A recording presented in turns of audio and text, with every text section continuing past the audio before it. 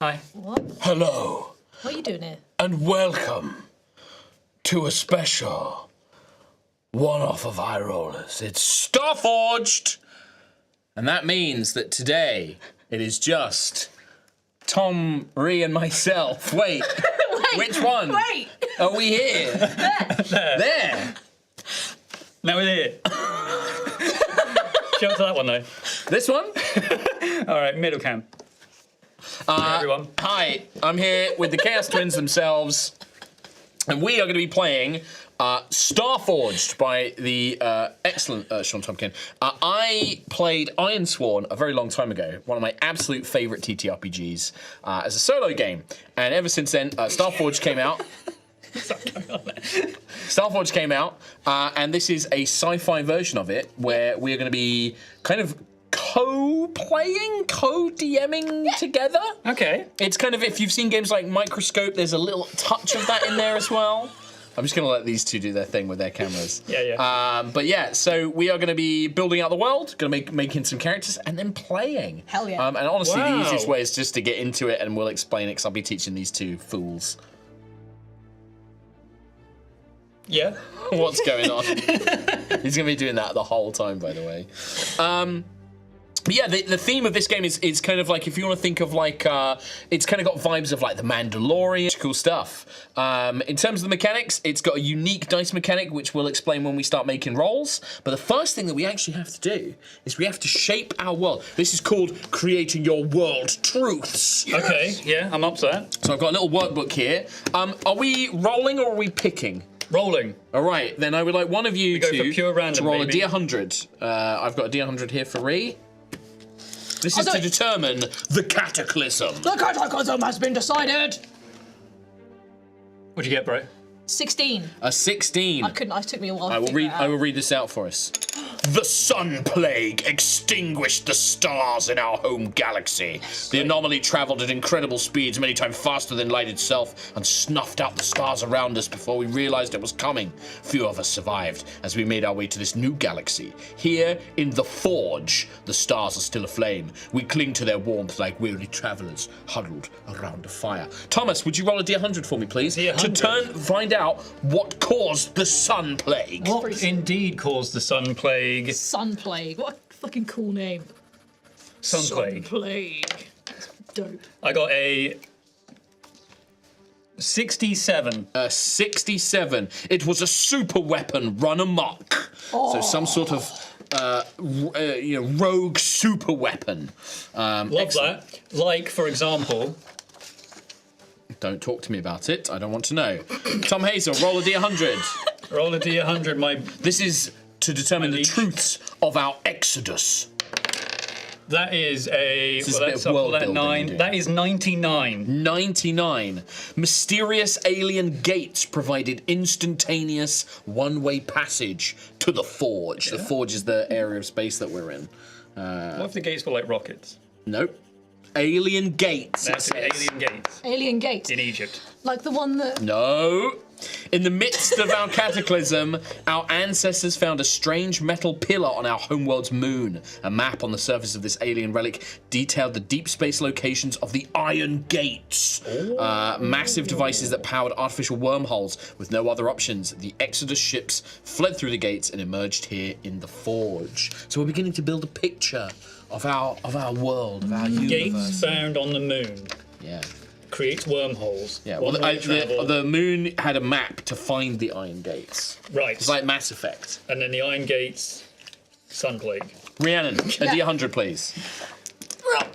This is community. 82. 82. We have made our mark in this galaxy, but the energy storms we call balefires Oh my threaten God. to undo that progress, leaving our communities isolated and vulnerable. So this is like establishing that for us, there's like there's no like big like settlements. It's like Yeah. all separated. It's very isolated. Oh, cool. Starships navigate along bustling trade routes between settlements. We've built burgeoning outposts on the fringes of known sectors, and bold spaces chart new paths into unexplored domains. But this hard-earned success is threatened by the chaotic balefires, intense energy anomalies that cut off trade routes and threaten entire planets. So a balefire might be a problem that we encounter maybe in the future. Nah, scratch that. never coming back. We could not take any of these, but we've I decided don't remember to roll. that from Sonic Law, so. Shut up. Wait, No, don't wait. kinda do. D100, D100. remember what Silver was fighting in the No! future? No! Oh my god! It's fucking happening, bro. A D100, here we go. D100, please. That is a 32. 32. My liege. Iron vows are sworn upon the remnants of ships that carried our people to the forge. Many of our outposts were built from the iron bones of the Exodus ships. Fragments of the ships were also given to survivors as remembrance and passed from one generation to the next. Today, the Iron Sworn swear vows upon the shards to honor the sacrifice of their forebears, the essence of the places left behind, and the souls of those great ships. So this is the idea that all so an iron vow is like a sacred quest that we accept and agree upon, or a job. Okay. And they're sworn upon the remnants of our ships. So none of the original ships still exist, although most of them have been broken down. Oh, that's so Good, there was cool. shit anyway. Rhiannon, this is for law. Roll a D100 for me, please. That was the wrong button. 2. A 2. Much of the settled domains are a lawless frontier. Criminal factions and corrupt leaders often hold sway. Powers rise and fall in the Forge, so any authority is fleeting. In the end, we must fend for ourselves. A few communities are bastions of successful autonomy, but many are corrupt or preyed upon by petty despots, criminals, and raiders. It's a real Wild West out here. We got the Wild West of space. Wild West space. There's no galactic core. No, it's all or just galactic peace. It's all sheriffs and space villains. Maybe like an individual planet will have some sort of police or military, but can't be trusted. Thomas, religion. Roll a D100 for me, please. Okie doke. This is a 41. 41. Our faith is as diverse as our people. Many have no religion or offer an occasional prayer out of habit. Others pay homage to the gods of our forebears as a way of connecting to their roots. Some idolize the natural order of the universe and see the divine in the gravitational dance of the stars or the complex mechanisms of a planetary ecosystem. And many now worship the primordials, the gods of a fallen people who once dwelt within a forge. So lots of beliefs, lots of religion out there. Very good. So we can make up our own whatever we want if we need it. Okay. We want to have like a crazy priest who's obsessed with math. We can have that. We want Sure. to have a Yeah, crazy yeah. proto thing. Rhiannon, magique. Sac magique. 21. 21. You know what? I'm going to veto this because I think it's going to be more fun if we don't do this one. Because that's magic does not exist, and I'm not about that. I think we should have magic. Okay. Yeah. Well, it's either that or we sort of make up like a technological equivalent to magic. Yeah, we could do I guess that. like Mass Effect kind of does that, right? No, because it's literally like psionic power. Yeah, but Biotics. biotic. That's magic. That's not magic. It's basically No, magic. that's just Space heightened magic. evolution Space magic. and also different aliens. Well, roll. What'd you get? Roll 21. again. Let's see what else you could get. Yeah, roll again. Okay. Well, I'll do this on the table of what might cause the magic. 67. 67 would have been supernatural powers are wielded by those rare people we call paragons. While not magic in the truest sense, the abilities of the paragons are as close to magic as we can conjure. Give me another roll on that. Let's see what caused them. 87. 87. Ancient knowledge held by secretive orders. It's like the arcane. Okay. So it's like the arcane or maybe the dragonborn of Skyrim. Yeah. Okay. So let's go with that one. Because also it gives us more options for our characters. There's also very few paragons as well. Yeah. So if one of us wants to be one, that'll be a big deal. Communication data. Thomas, a D100, please. Wow! That is a 45. 45. Information is life. We rely on spaceborne couriers to transport messages and data across the vast distances between settlements. Direct communication and transmissions beyond the near space of a ship or an outpost are impossible. Okay. Digital archives are available at larger outposts, but the information is not always up to date or reliable. Therefore, the most important communications and discoveries are carried by couriers who swear vows to see their data safely to its destination. So you can't Maybe beam like, information across the Yeah, galaxy. maybe like this balefire is just a consistent, pervasive force that is just breaking down communications, and like traders have to navigate. Literally like memory disks, like it's literally like you're currying like a data upload to a server. Like literally like USB a local stick is like the most important message anyone can 1917 across space. That's awesome. It's like transporters of data as much as like goods and everything else. So like I like the idea as well that like local transmissions are okay. So like if you have like a space station with a bunch of planets, they can all share data. Like PBS. But to get out, it'd be like that. Space PBS. Give me another D100 roll. This is medicine. 15. Our advanced medical technologies and expertise were lost during the Exodus. Healers are rare and ill-equipped. Untold numbers have succumbed to sickness, injury, and disease. Those who survive often bear the scars of a hard and dangerous life in the Forge. So this is like, there is no like advanced medical science. It's all been lost. Great. So, it is a case of healers are rare. So and that's important because if we're like exploring a place and we're injured, we might have to like be very lucky to find somebody who can heal our wounds and stuff like that. Great, perfect. Love that. Thomas. I love that for me. Think a few more of these. Artificial intelligence. AI, what AI have we got? 41. 41. The vestiges of advanced machine intelligence are coveted and wielded by those in power. Oh, yeah. Little bit too close to the bone. So, the vestiges... The vestiges of advanced machine intellect are coveted and wielded by those in power. So this is saying much of our AI technology was lost in the Exodus. What remains is under the control of powerful organizations and people, and is often wielded as a weapon or a deterrent. The rest of us must make do with primitive systems. The alternatives is we could simply no longer have access to advanced computer systems. Instead, we must rely on seers we call adepts. This is very Warhammer 40k, where you have like priests who handle all of your machines. The other option is artificial consciousness emerged in the time before the Exodus, and sentient machines live with us here in the Forge, so we could have robots and AI. I do like if we've also lost traditional medical maybe just all of that technology is also AI technology is also gone. I don't want the rich in control of AI. Yeah. Again. So we could go with the first one. We no longer have access to it. I don't want that shit. All right. Well, give me another D100 roll then, Tom, because this has got a little sub roll for this. Sub roll. We got a 77. Lucky number 77. 77. We have lost the knowledge to create and maintain AI, so it makes sense. It's just gone. It's just gone. We don't know how to do it anymore. Yeah. It's like building wonderful buildings. We just forgot how. Our computers are limited to simple digital systems and the most basic machine intelligence.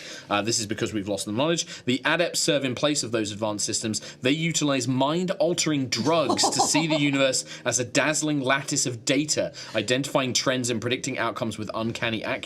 But to gain this insight, they sacrifice much of themselves. Oh, that's cool. So this is like in Dune, where you've got the guys who like are human computers, basically, where they take the drugs to make their brains even better. Yeah. So this is kind of all like servitors in 40k, where we use like a human brain. So like maybe instead of like an AI for like a building system, you have like a dude just plugged into it who's like hopped up on drugs. It's like he is the company. Yeah. Sees the future and makes predictions. Awesome. Very cool. War. Rhiannon. What is it good for?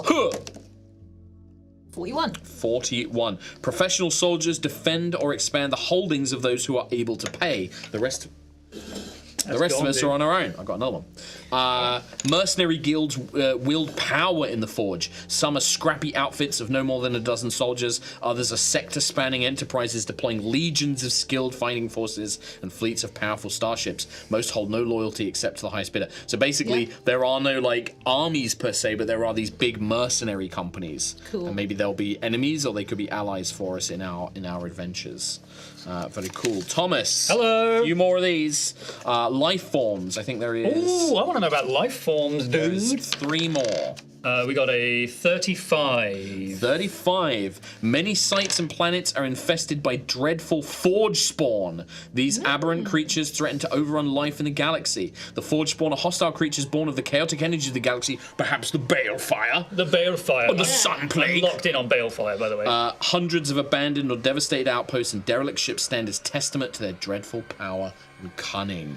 So we have basically like horrible monsters out in space. Very cool. Okay. And other life forms. Couriers have got it rough. I can tell you They that really much. do, yeah. Balefire. The precursors. Rhiannon. Well, goodbye. Why? How? I even brought a dice tray for this. Where is that gone? I don't know. Where is it? There's too many of us. I'm too old to get on my hands and knees. Tom, get on your hands and knees. That's gone, bro. Right, Rhiannon's got it. Right, from now on, you roll in here. 26. 26.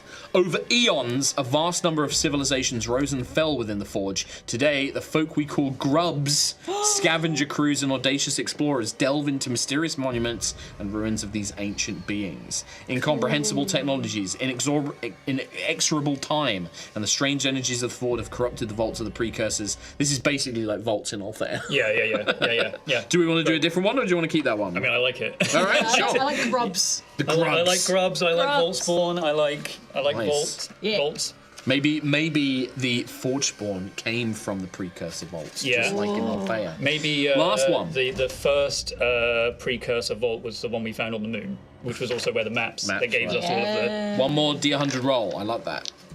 Me too.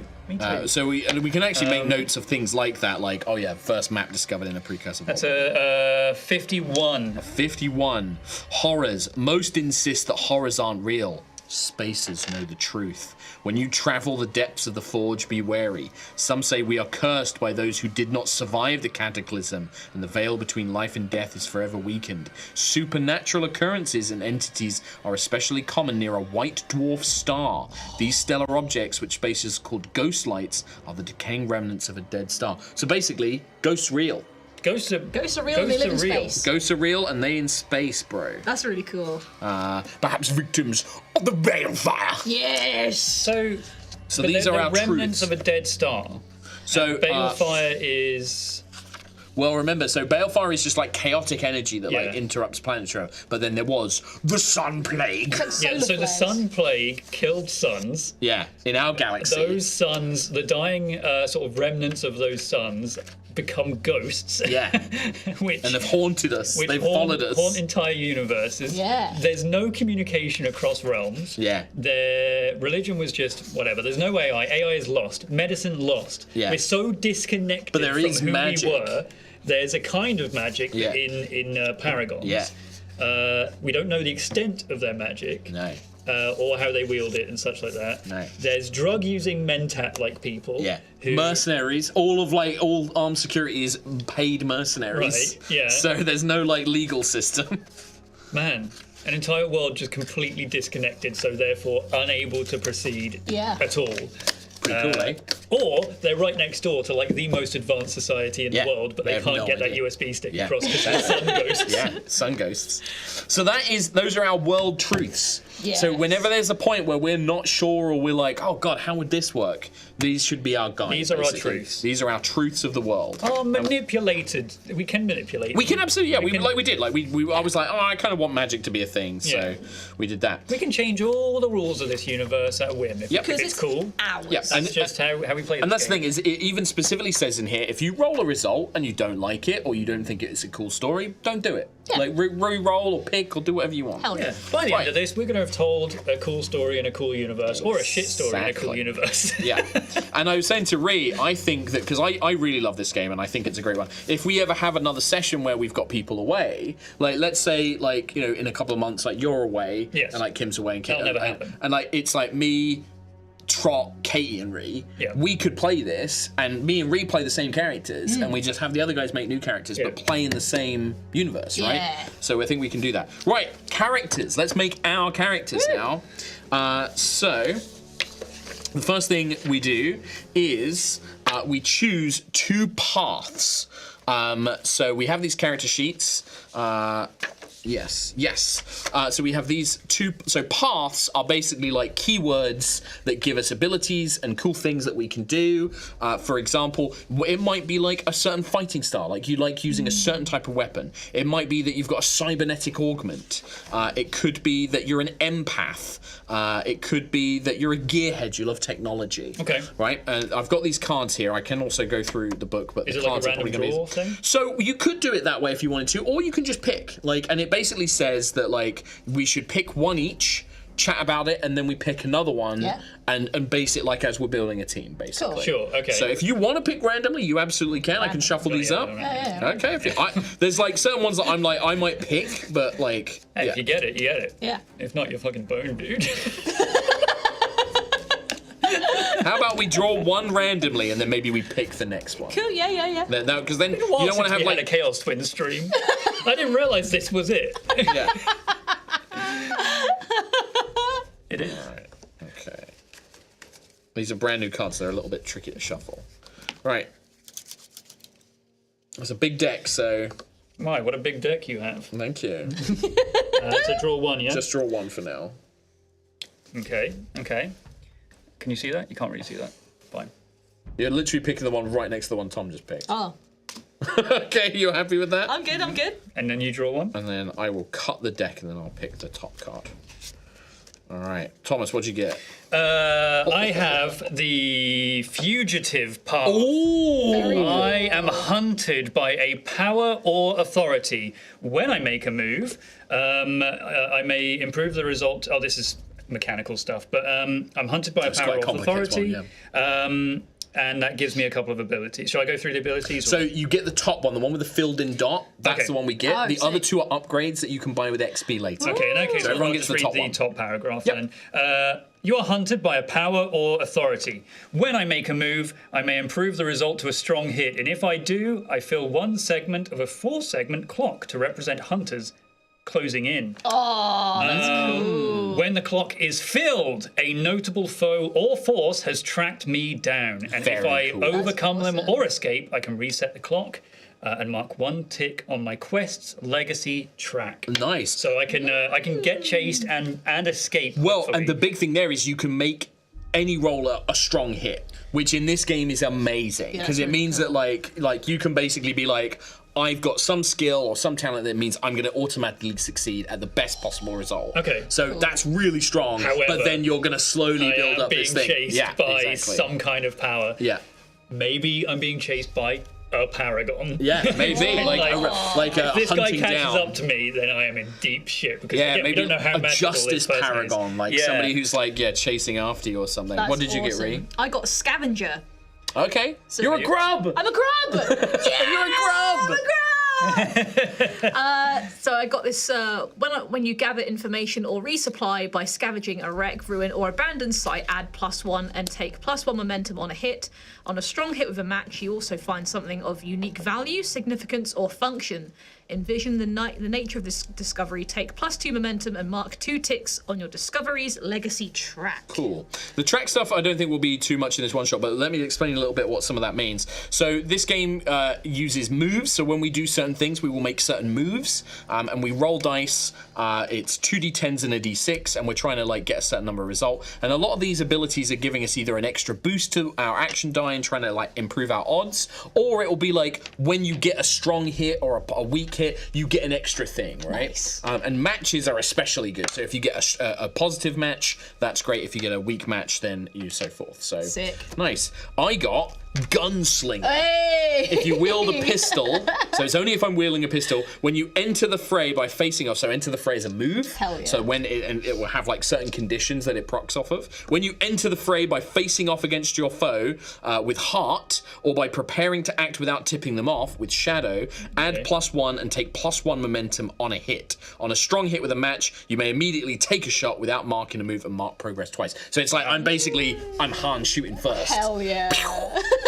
I'm shooting Greedo right in his giblets. That's awesome. So a nice gunslinger fighter character, a fugitive, and a grub. Yeah, a grub. A grub. I feel like based on the universe we built as well, there's going to be wrecks fucking everywhere. Yep. There's going to be planets. There are rules in here for us to explore derelict wrecks and literally roll for the rooms and how we find it and stuff. So I'm also imagining there are kind of how the Earth is getting, where there's just planets that are just so surrounded in satellites and trash and decay and all of these things. The people inside it, they're just under this grey steel sky of satellites and shit. Yeah. So and it's just salvage just and wrecks. Rings of debris around the planet and stuff. It's like the Dyson sphere that's not doing anything. So awesome. We pick one more path. Do you want to pick, or do you want to do another random draw? I don't mind. Let's do a rando draw. Another rando? Okay. And then we choose one of these two that we go with, or no? You keep both. Oh fuck. Okay. Right. So I'd say cut the deck and then just take the top card. Cut the deck. All right. Okay. So you pick a point to cut the deck. Take the top card. You do the same thing. Cut the deck. Alrighty. And pick the top card. Okay. If it's bad, we can redraw. You can pick a different one. If it's too complicated. No, this works. Okay, nice. This works. Let's see what Rhiannon's got. Yes. All right. So God. me first. Alongside being a fugitive, being chased by some kind of eminent force in the universe, Okay. I am also haunted. I am haunted by the spirit of someone whose death I caused or mourn, or both. Oh, shit. When I make a move to call upon their insight, I add +1. On a weak hit, I also endure stress. On a strong hit with a match, we'll get to that, mark 1 tick on your Bond's Legacy track. So I killed a dude. Yeah. but And now, am now haunted by his actual real sun ghost. but they are also helpful, or you can ask them for help. When I make a move to call upon their insight. Yeah, so you can literally, you have a ghost that you can be like, it's like a quantum leak. You can be like, hey, what should I do here? Yeah. But it's a ghost. But it's an actual, and also ghosts are real in this Yeah, universe. ghosts are real. So I'm haunted by a horrors. sun ghost of someone I killed. Yeah. And Well, also okay, hunted let's just by, make it clear. like- The sun ghosts are a separate thing. Not everything is a sun ghost. Yeah, but You are not haunted by a sun. It could be your son. Oh, so I imagined the sun ghosts. Yeah. Well, when a sun exploded, Right. all of the people that were caught in that thing, their spirits became the ghosts Right, of the sun, okay. and that's why we call them sun ghosts. Like when the sun died to the sun plague, everyone that got caught in the resulting explosion became ghosts. Okay. And And those are the they sun came ghosts. through the portal to this new galaxy. Because remember, that was in the old galaxy. This is in the new galaxy. Oh yeah, good I mean, point. we are the universe. I mean, maybe they did. experiencing Maybe they itself. came they through did. the gates. Maybe they did. Or maybe it's just ghosts are real and they're a thing. Ghosts are real. Do you want to keep that one, or do you want to draw a new one? Fuck it. I'm a haunted fugitive. Great. That's who I am. Rhiannon? I got Slayer. You're the Doomslayer. I'm the Doomslayer. Dun, dun, God. dun. When you make a move to investigate, track, or stalk an human foe, add +1 and take +1 momentum on So hits. it's like an alien hunter or like a beast hunter and Okay. a scavenger as well. So you're like a proper like grub living out in the Boba wilds, Fett basically. style, Yeah. just fucking yeah. Or like Tusken Raider style. Yeah. Well, that's funny because that aligns with me. I'm not just a gunslinger. I'm an armored gunslinger. What the fuck? So I'm the Mandalorian, basically. Why am I here? If you wear your finely crafted set of personal armor, when you face danger, react under fire, or clash against a physical attacks or impact, you may put your trust in your armor's strength. If you do, I get to set my action die to 4, so I get to choose the result of my action die. That's awesome. On a strong hit with a match, I take extra momentum as I build confidence, make an impression on your foes, or improve your position. So basically, that is the Mandalorian card, by the way. Right. It's basically going like, I'm just gonna let my armor tank it. Ping, ping, ping, ping, ping. And it's also like a recognizable piece of armor as well, right? I'm like a stylish badass. So what's your downside? There's no downside. I'm a haunted fugitive. Reed doesn't have any downsides I'm either. fine. I'm a Slayer and I find shit. I yeah, all right, yeah. Great.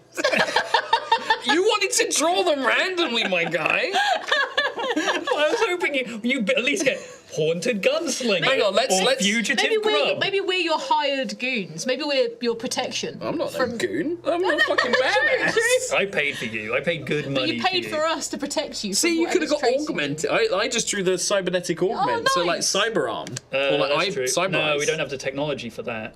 Well, no, this would like you'd have it like maybe like an old piece of technology, something like that. yeah. You always make it work, right? Or like I don't know. I'll pick. What's the next one? What else could have Tom been?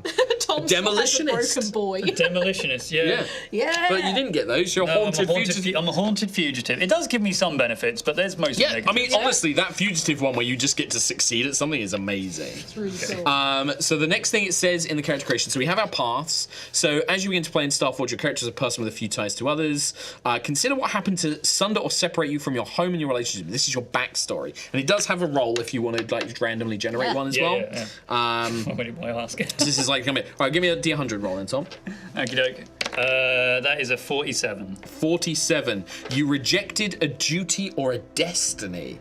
Maybe. Maybe. Hang on, because you were saying that you like potentially fugitive on the run from a paragon. What if you were supposed to become a paragon? Oh no. Okay. So I saw into the inner workings of a Paragon sort of organization. Training ground. I rejected it, maybe killed a Paragon on my way out. That's it, and you're haunted And by that it. organization is now hunting me down. You killed your master, you maybe killed your mentor. somewhere in there I have some latent sort Powers, of but it's not Paragon come out. powers, but it's not Manifested. come to fruition yet. Yeah, and now you've got somebody on your tail. And also the ghost of the Paragon that I killed. I don't think we're worth it. I think like I'm protecting him. Like I like the idea of like you've stolen a ride in like our ship, and like we've taken you on, and like you're more trouble than you're worth. Yeah. You know, we're like he's a good kid. Like we're gonna look after. We'll look him. after this kid. Yeah. But I did kill the dude. Floating through You did space. kill a dude, I but did what kill- for? yeah. What reason? Yeah. We don't know. Exactly. Yeah. We'll find that Too out. sexy. Ree, give me a roll. Alrighty, righty. 84. 84.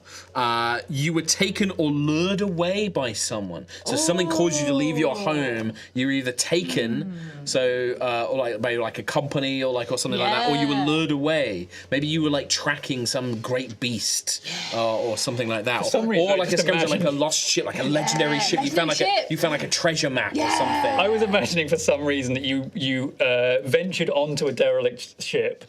I got taken away. You turned the engines on. Just completely by accident. Yes. And you're just Just you lost just in team space. rocket away. Yeah. I can go with that. That's a good one pretty as well. funny. I like that, or the like you found a treasure map, like a treasure planet. Yeah, like, you know. Treasure Planet, yes! Yeah. Yeah. Okay. Ah, 33 So for for me. you, sorry, you didn't get lured away, except you It was were a not lure lured away of by a person. You were lured treasure. away by lured away a goal. by Okay. or you could have like a Long John Silver character maybe who like was like, I need you on this to come on this treasure hunt with me, and Yeah. something's happened to them, or maybe they're still alive. We don't know. I got 33. I am the sole survivor of an attack or a calamity. Hell yeah. Oh, hell Like that fits like really well. Well, I'm clearly like like some sort of soldiery badass. Yeah. You know, I'm You the could sole be like survivor. the, yeah, last like survivor of the a- survivor of whatever. Maybe you're like Yeah, a the merc, crew, and you're like yeah. the last surviving merc Yeah, from this from organisation. the company. It's like I'm the only one left. The company's in debt, and I've People got tell to rebuild the stories team. of this Yeah. battle. Yeah. Like there's no Yeah. way Yeah. this one person took down 100 of these. legendary gunslinger. But now I'm the only one who's There's alive. tales of this man. Yeah. You just got to rebuild your team. That's Yeah, what that's we're it. with you. Well, that's it. I think Yeah. that's it. I think I like the idea that I picked up you first. Yeah. Maybe I was the one who lured you away. Yeah, join my team. I was like, come and join my team. Get off this backwater planet. Like, Yeah. come and join me. I need a hunter. I need a Yeah. scavenger. Like, you know, to find loot. And then we bumped into this poor sad sack. Yeah, we We're can like, work with this guy. Like, yeah, he's got potential. Yeah. You know, Like we're it. we're down on our luck. We need all the help we can get. Hell yeah. But Very I do display some latent magical ability. Yeah. Yeah. And there's not much healing around, so, Yeah, you know, yeah, like, yeah. we need all the help we can get kind of thing. That's the thing. We also need to figure out like the extent of the Paragon's powers and how strong they. So there are some examples in the deck. So there are like Yeah. actual magical powers in the deck. Okay. So it's things like pyrokinesis, telekinesis. Sure. You can magically heal. You can like read emotions or read minds. Like those kinds of like classic sci-fi, like Mass Effect kind of biotic powers and stuff like that. I'm actually just going to write down my. What if I can harness and shield from balefire? Yeah, I love that. And that's why I'm a. And maybe that's like you can that, travel and then through that's like balefire. the pyrokinesis. Maybe you Yeah. can develop that later.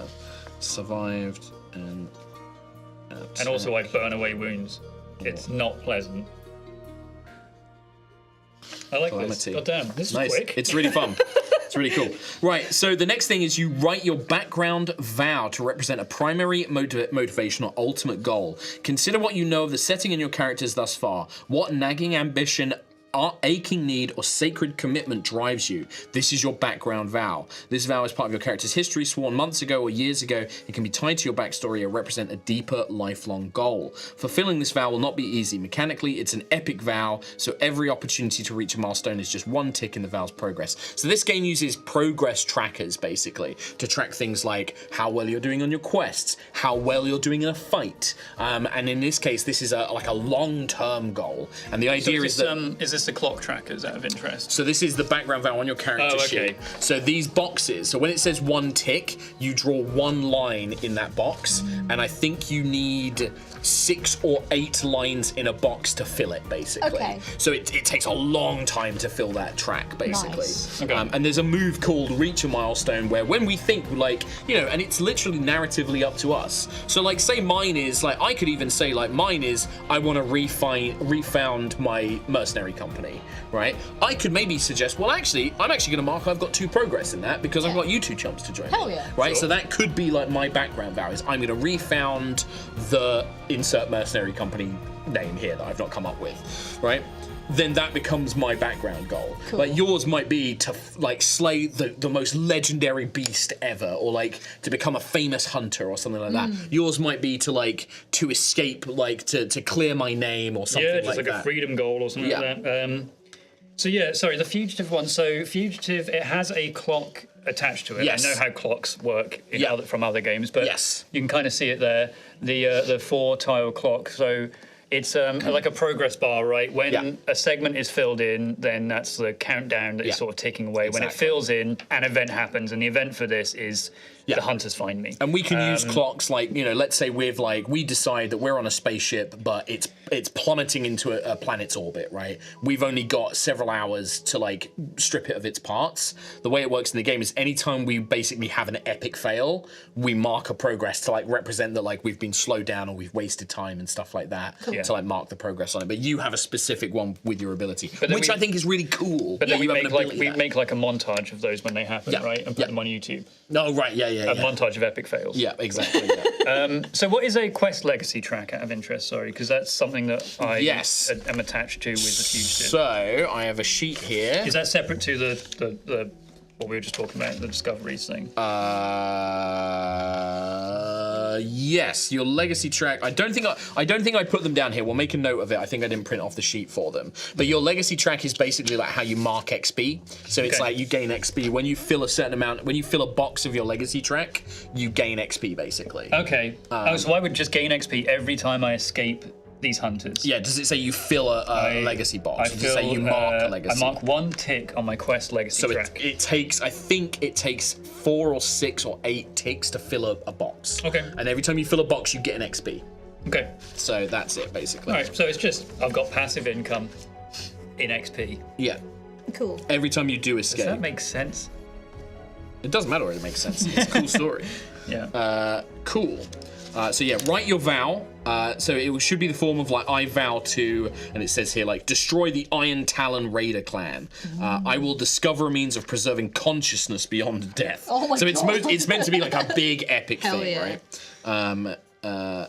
And it says, normally you would make the swear an iron vow move to see what happens as you begin a quest, but you've already sworn this vow as part of your background, you don't actually need to make the move in game. So if you're having trouble coming with a background vow, you can roll on the Oracle tables, which we'll get to in a bit. Basically, lots of big random tables.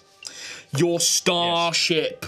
This is an exciting one. Might need a blank piece of paper This for is this. your starship, like.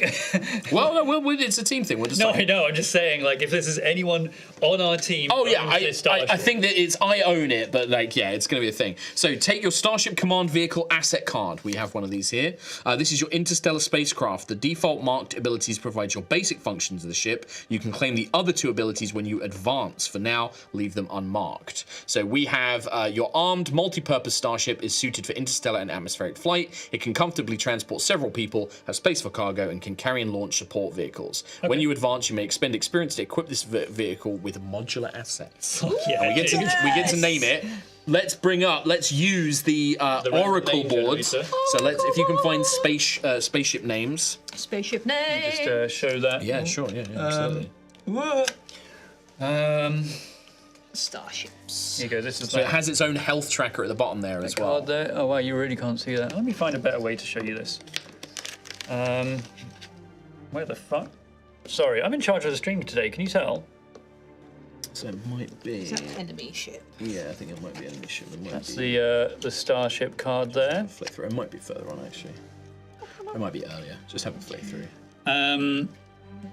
So yeah, we can upgrade the ship as we go. But for now, it's just I'm surprised how capable the Starship is just as a base level. There we go, Starship name. Starship names, all right. D100 roll. D100! Yeah, that's in the tray.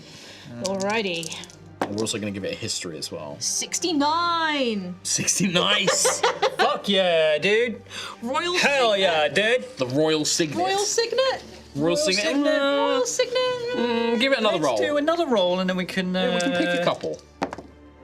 42. Meaning of life. Kraken. One more. One more. Maybe we can also combine them as well. 93. Trithia 6. Trithia 6. I love that. What about the Royal Kraken? I was thinking Royal Kraken. The Kraken is all right. I don't mind the Kraken. The Trithian Kraken. The Trithian I Kraken. don't even know what a Trithian is. No, I don't know. We're not meant to know. Like, it's the okay. kind of thing. I like the Kraken. I think just the Kraken. The Kraken? The Kraken, the name of the ship. The Kraken. We'll keep the rolled one. We could pick, but I also like the idea of just like going with random stuff. If you're like an ex-merc, it could just be like a category, It's like a call sign, like it's like a basic Kraken call sign. 6. Yeah. Like this Well, is- it's the Kraken, which is a Trithian 6 spaceship. You know what? I like that. It's a Trithian 6 class. A 6 series Trithian space vessel. Yeah. Wessel. 6 series Trithian space vessel. I love that. Give me a D100 roll, Tom. This is going to be the history of the ship. The history of the ship. This is Hell how I yeah, maybe dude. found it. 11. An 11. I built it out of repurposed scrap. So I built the ship. Oh my god! What, from the ground up? Apparently. Give me another roll. Let's see if there's We might be able to combine some things. Yeah. Here. This is a 33. 33 is discovered as a derelict and patched back together. Well, that makes there we sense. go, We yeah. found it. Maybe me and the old Merc company. We found this old derelict ship. Yeah. We patched it up. We rebuilt it from the ground up. Yeah. And now it's like a refounded ship. Okay, so like found. So maybe the repaired. Trithian 6 series ships are long, Yeah, they're no longer but around. they were like these legendary. Like, Because that was the cool thing. ships. Like all the old Yeah. ships don't exist anymore. That's right. That's how Maybe you found this me. Maybe because I was scavenging on the ship. I love that. You found your way onto the I ship. found my way onto it, and and I was like, "Oh my god, it's a Trithian 6!" I'm like scavenging and at for the parts. same time. Or the idea that I parked it and you were like, that's a Trithian 6, and Yeah. I found you right. like pulling bits out of my ship, and I'm like, what are you fucking doing? I'm you like, were scavenging his ship. Yeah. But then I was like, you got Moxie, come on, like let's go. I like your spunk, kid. Yeah, it's like I feel like I'm playing like I feel like I'm gonna be like in my 50s, and I'm like I like your style, kid. Let's fucking go. I feel like I like. It's that. like by the time you've discovered Rhee's character as well, like you've torn the ship to shreds. But you've done it in such a way where it's like, if anyone else, if they'd have done this, the ship would have blown up. But you've clearly got skill. Yeah. This is the physical description of the ship. It's exterior. I rolled. Exterior is marred by rust and grime, so it's looking a bit. It's looking a bit rough around the edges. Maybe it's only been cleaned, but all the grime forms like a flame shape along the side. It's a clean pad, like a power wash. Yeah. Because it's the Atmo, right? As it goes into Atmo, it burns the grime away, but only on the front There's of the no ship. paint or The rest of anything. it's just black. Yeah, It's no just- paint or anything. It's perfectly like sheened clean. I love the decal on the front of your ship, and I'm like, it ain't a decal. You're It's just space clean. grime. It's just clean. It's just clean. Right, now that your ship is ready, pick one final asset. This time you aren't limited to picking a path. You can choose from any of these asset categories. Modules, which are enhancements for the ship. Yes. Support vehicles. Which we have we mini have. vehicles inside the ship. Two. A companion, NPC helpers, including alien creatures and robots. Wait, we're getting all of these. Or you can have a path. You get one each. So we each get one more card, basically one more asset. You could be another path as well. Okay. All right. Okay. I wonder if I should pick a companion and that's my ghost. Oh, well, no, like, I like the idea that maybe, like, that's your one living thing. Like, if you've got, like, Right, a pet yeah, or yeah, something like that, like, you could have a little buddy or a little robo buddy. So we can all choose one of those. Oh, wait, three there's to no use. AI, so if you did have a robot, it would have to be, like, an ancient robot. It could be part of the ship. Could be. Yeah. Okay, so we all get one each. So what, Rhee, what would you like to pick from, I suppose? I don't mind. We have a limited amount of modules that we can attach to the ship, right? Yes, I believe so. Who's got the ship card? I've got the card. There it is on the screen. Nice. I was just gonna try and read it. Cool. Oh no, that's its health. So we can have any number of modules, I think. Oh, okay. So I think, like, for me, I would either pick either a support vehicle or a module, I think. And I'm thinking, because if it's like an old Merc ship, I am very tempted to take heavy cannons. What you're taking? Or a missile array. You're not doing a rando? We could do a rando, Coward. yeah. We could do a rando. All right. Well, let me shuffle them then. But also, like this is an exosuit. It's a mech. If only. Or a hover bike. If only you or get a car. Imagine if you got it. I don't know. Should I get a module or should I go for a support vehicle?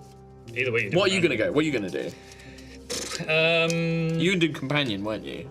I think I'll go with companion. All right. Nice. Should we just do one each and just see what we get? Yeah. Well, that's it. Yeah, it's one. You each get one extra asset, I basically. might do support vehicle. I think if I'm travelling around in space. Like a little Jim Hawkins. Yeah, you could have a little hover bike. hoverboard, yeah. You got there somehow. 'Cause I want a moment to be real. Jim, my boy. You got the stars in you. Ah, you're gonna rattle the stars, All right, Jim. companion. Let's All right, do you want to cut the deck and then pick one? pick a companion here. I'll shuffle these for Ree. I will cut this and take the top card.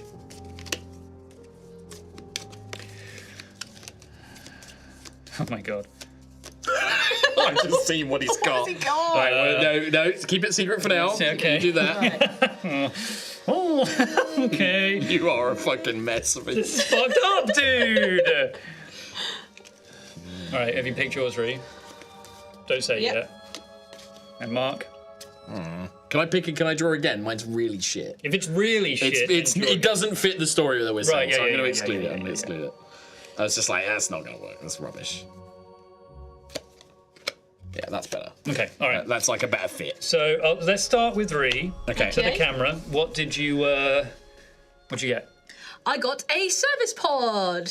Okay. Cute little one pilot low grav operations vehicle. She has Dr. Robotnik's little fucking... I have Dr. Robotnik's little She arm has- guy. She is like the little fucking floaty pod. Very cool. Yeah. Okay. I can use it to make delicate and forceful tasks, add +1, and take 1+1 momentum on a hit. Do you have to come up with a little name for your service I pod got a as little well? name for him. But the icon on it, let me show Tom. Oh, So how Look at does- the icon on it. It's literally Dr. Robotnik's little his little fucking... pod, little grabby In a arms. world with the absence of like cute. AI and stuff, Yeah. what if instead of this being a floating drone thing next Yeah. to you, it's like attached to like an arm at your back that you can control as like a third. Well, it's a arm vehicle. thing. It's a It's vehicle. a vehicle. It's so a it's Oh, in one that vehicle. case, that's fine because you Yeah. have to. Or it actually could be manage like a little mech walker. It could be Yeah. like a little sort of like, Yeah. physical Okay. thing. Yeah. As long as there's no AI. There's no AI. Good. It's This is full pure manual. mechanical. This Yeah. is a no AI This is universe. like the power. It's like a little Power bit like a lifter. power loader Yeah. almost. Yeah. No AI. Fuck AI. Fuck AI. Fuck it. AI. Fuck you, AI. Clip this. Send it to all your friends. Fuck AI. And fuck you too. No, wait. Cut that. I want to save yours for last because I know what you have. Yeah. Mine worked really well with the stuff that we rolled up for the ship. The second one I drew. The first one, by the way, was a research lab, and I was like, that doesn't fit the fucking ship. It just doesn't fit. It's also this one I though. don't see you doing any research. This is great. Workshop. When you Nice. repair in the field, you add +1. So it Sick. makes sense that we rebuilt the ship. Yeah. You've got your little pod and stuff on there. I think that's a really good fit for Cute. the thing. What do you get, Tom? What's your character? Give me a sec. I got a companion, a symbiote. I am. This is. It gets worse. I am physically bound to a being with 2 health. When I make aggressive moves, while giving myself to the symbiote's power, I add plus its health. If I face physical harm, I choose either to endure harm or the companion takes a hit instead. To restore the symbiote's health, I must endure stress and give the symbiote health equal to the spirit minus spirit I face. If I make a move aided by the symbiote and roll a 1 on my action die, my fragile bond is broken for several hours.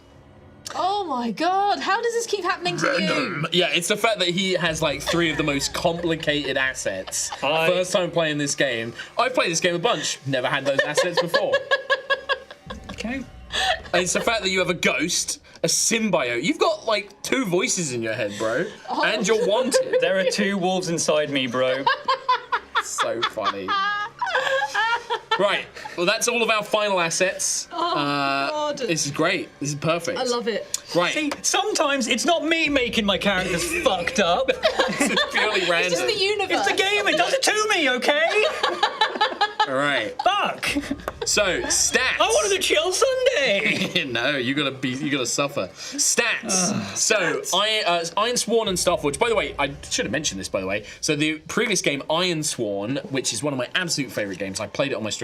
It's completely free, Iron Sworn, and that's basically the dark fantasy version of the game we're playing now. And it's a fantastic solo game. If you want just something to do in the evening, you want to kind of like have like it's a bit of a story aid. It's not sponsored, but yeah, Iron Sworn. It's free. You download it all for free. It's amazing. You just enjoy it. These 5 stats. So the stats in this, we have 5 stats. We have Edge, which is quickness, agility, and prowess when fighting at a distance. Well, that's what you're maxing out. Heart, courage, willpower, empathy, sociability, and loyalty. Wow. Okay. I guess I have 6 dump stats. Iron, physical strength, endurance, aggressiveness, and prowess when fighting at close quarters. Amazing. So like iron is like, so it's like Edge is like your dex, heart's like your charisma and your like friendship stat. Iron is like physical strength and constitution. Shadow, sneakiness, deceptiveness, and cunning. Yay. And then wit, expertise, knowledge, and observation. Now you don't get dump stat. You basically you can rate. You have a 3, 2 2s, and 2 1s to assign to those stats. Okay. So a 3, 2 2s, and 2 1s. Okay. So yeah, like probably for me being a gunslinger, I might put a good stat in Edge, but I don't know if I want to put my highest one in there because I also want I see myself as being a bit of sort of like the leader. Yeah. So I might put it in Heart as well, like to be like the It's brave of you to take that role. It is brave of me. You're right.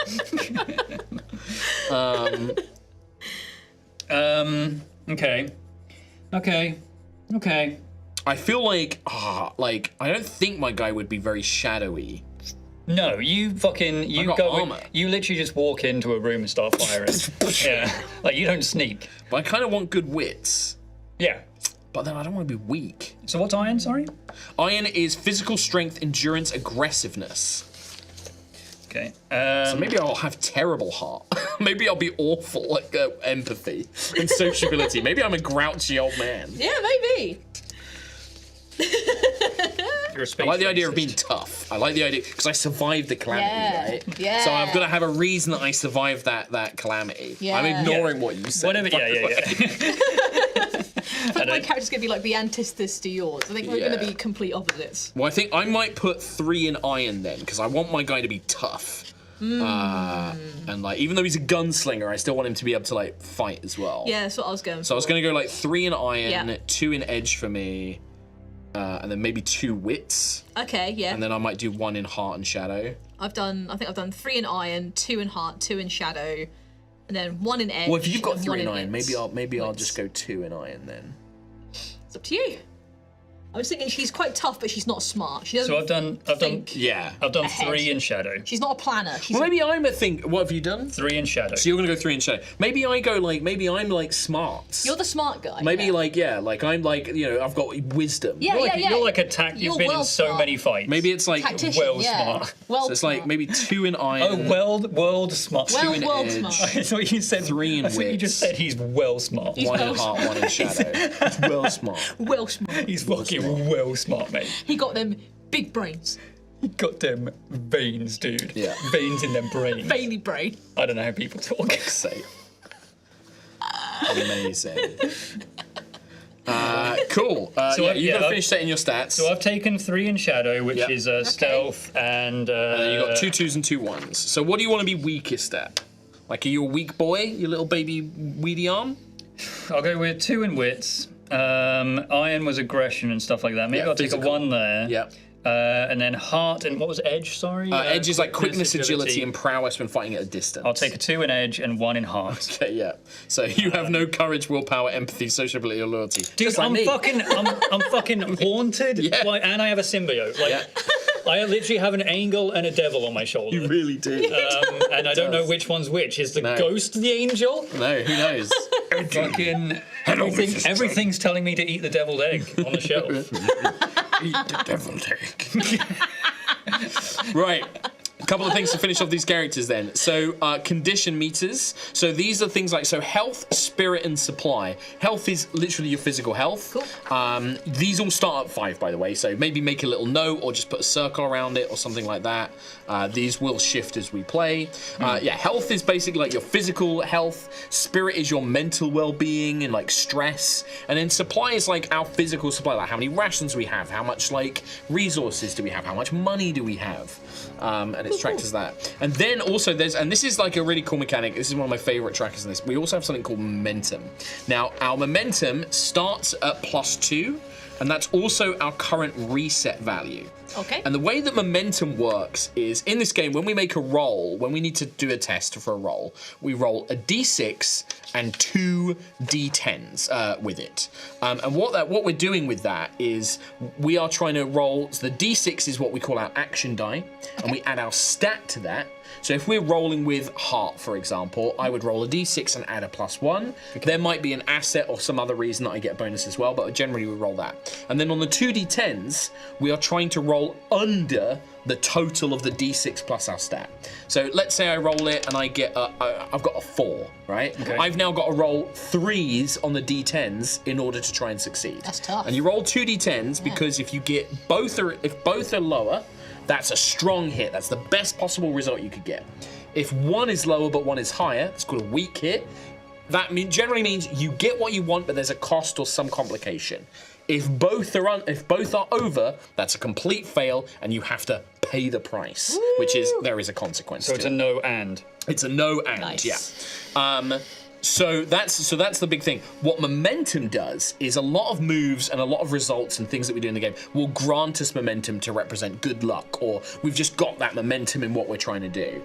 And it builds up over time. You can see that it goes between +10 and -6. Cool. So you can build it up to a +10. What that allows you to do is you can burn your momentum to set your action die to that number instead. So if I rolled, say like I rolled a 6 and a 7, and I'm trying to get under a 3 or under, but my momentum's at +8, I could say, well, do you know what? I'm actually going to burn my momentum here, set my action result to 8, which means actually that's a strong hit now instead of a miss. I see. And then what that does is I then reset my momentum to the reset value. Cool. Right? Now, the more permanent injuries you build up, these things called impacts, you lower your momentum reset. So it's harder for you to build up momentum if you're wounded, if it you're just takes longer traumatized. to- So it's longer harder to to. And momentum's like a really powerful thing. Like if you build it up, like if you're at a +6 and you're about to completely flub a roll, and burning that momentum will make it a success or even a partial success, it's often worth doing because it's normally like a really good way of doing it. Awesome. Okay. So a little bit on the stats just to explain it there. Oh, so is it worth putting +2 in the reset down here? Yeah, so I put mine like a little arrow and then I just Yeah, circled yeah. the +2, but you can write down what you want. Okay, cool. Cool. And then it's just like, we figure out how we look, how they act, what they wear, and then coming up with like name, pronouns, and potentially a call sign as well, which we do have Awesome. some oracles for as well. I think if we might be able to find like character names somewhere, really. Let's have a look. And you can also roll on like looks and stuff as well if you want to do some random cool. stuff as well. I'm definitely thinking that I'm probably an older chap. Character names. Here we Yeah. go. Cool, I'm done. There's 3 pages of character names. So call signs is like how we would identify It's like each other on Starbuck and stuff like that. Yeah, Or like, yeah. you don't have to have one. I think I'm going to give my guy a name, like a I mercenary think that's name. part of like this newly forged, I guess, mercenary I group, gave whatever you we one. are. Yeah, you've given me Yeah. one. Okay, Alrighty. I've got I want to do my name. 37. 37. Oh, it's random, is it? Sorry. Well, you can do. Yeah, absolutely. I've already written one, Florian. but I don't know if I want to be a Florian Kai. Florian Kai. Oh, I like the call sign though. I'm going to use that fixer. That's cool. Fixer. So Vixer's going to be my call sign. Nice. you want to do another roll to see? Yeah, I'll see if I get like a name I like. If not, I might just pick one. 40 dead on. I literally just made Ike one Sutton. up. but- What's that? Mike Sutton. Ike Sutton. Grudges your call sign. Mike Sutton. No. All right, pick one. It can't be Mike or Florian. Why can't I be Mike? It's Mike. You can't be. Mike the Mike. You can't be the fixer called Mike.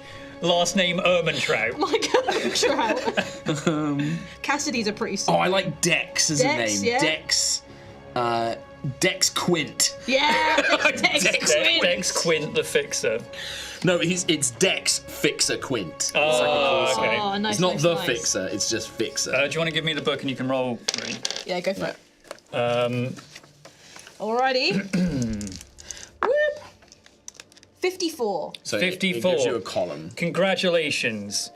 This is actually kind of cool. Your name is Kiera Vega Mainframe. Oh! I don't know if mainframe fits. Kiera Vega's a great name. Kiera Vega's pretty cool. But like, it's either that or we can roll for the first name. You've got Kiera. Yeah. And then if you want to roll we can again, pick and do a choose. pick- Yeah. Do Yeah. another roll. Like, let's see. I like Mainframe's Vega. not bad. Yeah, Vega's Kiera cool. Vega's If a you want to cool take name. Kiera Vega, but we'll see what I'll the roll next I'll roll again and see what else we get. 99. 99. Pearson is the family name. First name Zev. And your call sign would have been Wrong Way. Oh, but I like the Wrong one way's above pretty it, cool. though. What's that above it? Wraith. As Wraith. a call sign. That's Wraith. I mean, Do you want to do one more roll just to see what we'll comes do up? one more. But I like Vega as a last name. Wraith Kiera is a Vega cool- is pretty Kiera cool. Vega is pretty sick. 37. 37 would give wild. you the call Yeah, sign. Florian. Yeah, do it again. Same again. Florian. 85. 85 is Straggler is the call sign. Kinda fits. But your name would be Honora Gray. Honora Gray. Yesterday. It's a good song. Honora Vega is pretty sick. Honora Vega. It's a Yeah. pretty cool name. What would the call sign be? Or you just make one up. Yeah, you can just make I one. like Wraith. Wraith. Yeah. Of course. Yeah. Of course I would. And when you're done, I have already written something, but I'll see if I can come up with anything better. Right, So what are you Rory- thinking? Maybe you haven't earned your call sign yet, or do you have one? I did write one. Oh, okay. But it's done. I got a 68. What name and call sign would that give me? Oh yeah, 68. Magnus Shepherd, and your call sign is Pyro. What the fuck? That's great. Magnus Shepherd. What the fuck? That name. Pyro. Got it in one. The fucking. Okay, so I didn't think we rolled for this. I literally put Carnus Vaxerian as my name. That's and then cool. That's cool. And then the call sign was Sagefire. Oh wow. I think that's fine. So I might just stick with that, but Yeah, I'm just yeah. also impressed that fucking Magnus Shepherd. Pyro. Pretty fucking sick. He's No, I'm gonna go he's no with- Dex Quint. No, he's not but- Dex No, Quint. I'm going to go with the name I had, Carnus Sure. Vaxerian. Yeah. And you gave me the name Sagefire. Yeah. That's pretty sick. Cool. So we've come up with names. Commander. Commander. That's really Was fun. there Commander? You're not Commander. Commander Shepherd. I know you've been playing a lot of fucking RuneScape. XCOM. I have. So you could also we could also roll on like first look. So this is Oh, like yeah. a descriptor Okay, yeah, term. I mean, like, yeah, let's do it. so I'll do mine. All right, so Mark, you are 7. Adorned. Adorned, yeah, it kind of makes Yeah. sense. Like, yeah, he's kind of like covered in like Trophies. trophies and symbols of his stuff. Like, yeah. Medals and all that stuff. All right, for me, Tom? I got 14. 14. You are armed. No. No. No. Yeah, it's fine. No, you I'm don't have not- to do it. I'm not armed. One more, let's just see. 22. Attractive. Nah. You don't have to do this, by the way. No. I've kind of got an idea. 6 would you get? Visibly disabled. Okay, so maybe like could have something. Yeah, that could be yeah. cool. A missing arm or like a missing eye or something. would be Yeah, pretty missing sick. eye would be pretty Yeah. sick. Or you're currently driving Wallace and Gromit's the wrong trousers. Oh, yeah. Or maybe I'm missing a leg and that's Or why you I could need just it. like you could just pick tattooed if you Or want. tattooed. Like you could be just covered be in tatted tats, up. dude. Could be covered in tats. You pick as well. Like if you want to pick, you can pick. So I true. imagined that the paragons, of which I guess I am a lesser paragon. You were like, well, you maybe being trained as Yeah, one. a latent paragon. I was kind of imagining them like, who was the Mass Effect, maybe 3 character, who was like the bald woman with the tattoos? Jack. Mass Effect 2. Mass Effect 2, yeah. I was kind of imagining them all like- being kind of like that. I think I'm imagining Inquisitors as well. Yeah. Or the Mistborn, like, Yeah. I forgot what they're called. Maybe something like that. Yeah, could be. Have a think. I'm not going to call you Sagefire, by the way. What's your name? Carnus. Carnus Actually, no, Maxion. you're the kid. That's what your name is now. If you have whatever call sign you give me is what Carnus is called. You haven't earned one yet. No. You haven't earned one yet. But maybe I'll call you Sagefire. We'll see. Maybe a monster took my eye, and my vow is to kill the beast that took my eye. You're Toddy One Eye. You Yeah. want to go after Kazakh One Eye. When you accidentally Toddy. activated the engine on the ship that took you away, you Yeah. just walked into a pylon. Oh! You lost your eye on the button that activated the engine. Right, so in Starforged, you I won't know need... that story is no longer a thing, but it's still funny to me. So, finishing up characters, you don't need a detailed list of your equipment. Your supply meter is an abstract representation of your general readiness: clothes, fuel, energy, ammo, food, water, tools, etc. Okay. Mundane equipment and financial resources. You are equipped and armed as appropriate to your vision for the character and the nature of your setting. So, like, basically, we all have a weapon or something like that, but it depends on, that we'll get into that into combat. Cool. Sure. Your space kit. You can assume you have access to some fundamental necessities for space travel. This is your spacer kit. It includes a sealed environmental suit, flashlight, headlamps, toolkit, medkit, personal commuter. Well, we won't have a medkit because it's very rare. Very rare. Yeah. Very rare. So, and then personal items. Make a note of any personal items that represent an important aspect of your character's approach, capabilities, or background. Keep this list short, around 4 or 5 items at most. The Ghost. character sheet has space at the bottom to write down any notable gear. Symbiote goo. That's it. Losing important equipment or a cherished item can be an outcome of a costly action or an event. So there was something in particular importance.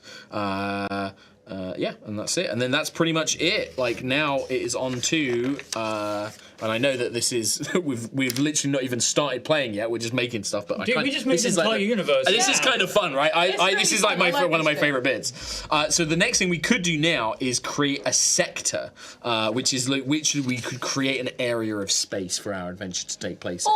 But this will probably take us to the break. We could do that. We will do that. That sounds cool as hell. Very good about it. All right, okay. I'm doing that. All right. He's doing it. Well, in that case, all right, Tom, you seem the most... I'm gonna do it. I'm going to He's give doing you the sector map worksheet. Okay. Right, okay. so choose your starting region. Ooh, no. Thank you, I'll Lee. begin. Thank you. The Forge is a vast galaxy, so let's choose a region to begin your adventure as described in more detail on page 20. The Forge is divided broadly into 4 regions. Choose your starting region and make a note of it on your sector worksheet. We could begin in the Terminus.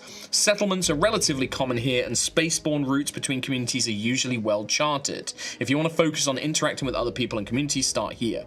The Outlands. This region represents an area of recent expansion. Settlements here are scattered, and navigational paths are often uncharted and perilous. If you envision yourself as a spacer on the wild frontier, start here. Cool. The Expanse. Only a few bold pioneers have delved these far-flung reaches. If you're ready to face the dangers of lonely exploration within uncharted space, start here. Or the Void. In the reaches beyond the Forge, isolated stars are separated by vast gulfs of nothing. This is basically like a complete nowhere. I like the Outlands, personally. Yes. Outlands makes sense. Yeah, let's go with the Outlands then. Although, based on the universe that we've built here, we've kind of said everywhere is Outlands. Yeah, like kind of. I think like we can keep that to it. Kind of thing. So do I? It's on the top. There should be like a region or something like that. Oh yeah, region. So Outlands. Outlands. Step 2, determine the number of settlements. A settlement is a location populated by other humans. Settlements can be planet-side habitats, orbital stations, or deep space facilities. They offer a place for you to recuperate after adventures in the Forge have taken their toll. More importantly, settlements are a nexus for role-playing and quest opportunities. So because we are in the Outlands, we will have 3 settlements. Generate settlement details. Put a marker in this page so you can come back to it. I've got that. And jump to the settlement oracles. Woo! Settlement oracles. This is another role that you're going to be doing. This is going to bunch of rolls, yeah. For each of the settlements in your starting sector, roll on the following tables: a name, a location, population, authority, and project. So we need 3, did you say? We're going to have 3 of these in total. All right, yeah. so we'll have each so person you can see down control- here on there's like a boxes, Tom, on the sheet for like these grid of boxes. So we'll put the settlements in 3 of those Okay. basically. So you can maybe write those down. All right, I'll do that as we go. But if we let's all control 1 each, and we'll do all the roles for each individual one. Right. First of all, it should be a name, maybe like in a couple of pages, like find settlement name. There we go, There we yeah. go. So let's get a settlement name for our first one. Settlement I will roll name, this. go Huh, that is a 84. 84. Sirius. Sirius. Serious. Sirius. So if you do a name now for the next box, Ree, you roll it. Which year? 52. Mud. Mud. So we have a place called Mud, Sirius Sirius, Mud. and finally 81. 81. Sepulture. Sepulcher. Sepulcher. Sepulcher. Nice. What was the name of? There was an area near the Undercity in World of Warcraft called the Sepulchre, wasn't there? Yeah, I think so. Maybe there was a district in there. So, location. Oh, location. That's the nerdiest fucking thing I've ever said in my life. So for Sirius is located planet side. So it's planet. Okay, so Planet it's like size. a city on a planet. Yeah, or a settlement on planet. We don't know how big it is yet. Okay. What about Mud? Mud. Where's Mud? 17. Also Planet planet side. side. That's fine. Makes sense for mud. I'm really hoping Sepulcher is like orbital or deep space, Yeah. like a planet, like a space station. 89. Yeah, deep space. So it's like a deep space station. Perfect. Awesome. And population for Sirius, population, and we're going to use the Outlands column. 25, so dozen. So it's actually quite a limited place. It's not a massive settlement. So what was the amount of population? Yeah, population. So population dozens. So it's really small. Mud is 42. Hundreds. Hundreds for Mud. So slightly more populated. Yeah. I want Deep Sepulcher to be like one dude. 60. 60 on the dot. Hundreds again, I Yep, think. hundreds Yeah. again. Yep. Not many people in these. It makes sense. You wouldn't have scattered, one yeah. Authority is super next. populated area. 40. I got a 45. 45. Tolerant. Tolerant authority. And Sirius? What about Mud? Mud. 33. Also tolerant. Okay. Okay. And I got a 48. So fair. Fair. Tolerant and fair. So this was to the what, sorry? This is their authority. Okay. And then if you turn the page and we've got settlement projects, roll 1 to 2 times. Okie dokie. So I will do. So this is kind of like their focus, basically. Nice. 26. 26. Sirius. Entertainment. Okay, I'll do another one. It's a sex planet. Clearly. And 2. 2. Agriculture. Entertainment and agriculture, the two finest things. It's country music. Yeah, They country. grow a lot of cucumbers. On mud. Oh, serious. 53. Mining. That makes sense for Mud. Yeah. And 93. Warfare. They train beasts. They mine and build weapons on Mud. Oh my god, it's like Saruman. Yeah. Okay. Burn it down. Pull the trees up by their roots. Deep Space Sepulcher is a 37. 37. Exploration. Okay. Deep Space, yeah, makes sense. Yeah. Yep. Exploration, and then 54. Mining again. So either we can ignore that or just Yeah, roll We'll again. roll again, just see what happens. Yeah. 31. 31. Expansion. Oh, so Being on the yeah. edges, Exploration and expansion. Maybe it's like a port. Maybe it's like a docking port for ships. Yeah. It's like a Sepulcher is a supply- 2x. Yeah. Yeah. Yeah. 2x. 4x is. Yeah. Oh, I get it. Gamers get it. Yep. I get it. Yep. Cool. So that's our. Leave a comment below if you got that joke. For now, don't roll the other settlement tables. You can reveal other aspects of these places when you visit and interact Oh, with them. cool. So part of like our roles might be like go to a new place, like find a new place, or we might come up and decide that we want a new place to Yeah. go to. Generate planets. If any of the settlements are located on a planet or in orbit around a planet, so 2 of them are, you can identify and name the planet to help flesh out the name of the location.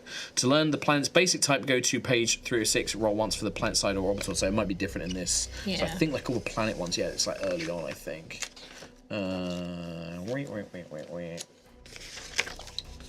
Oh, maybe I've gone past it. Let's have a look.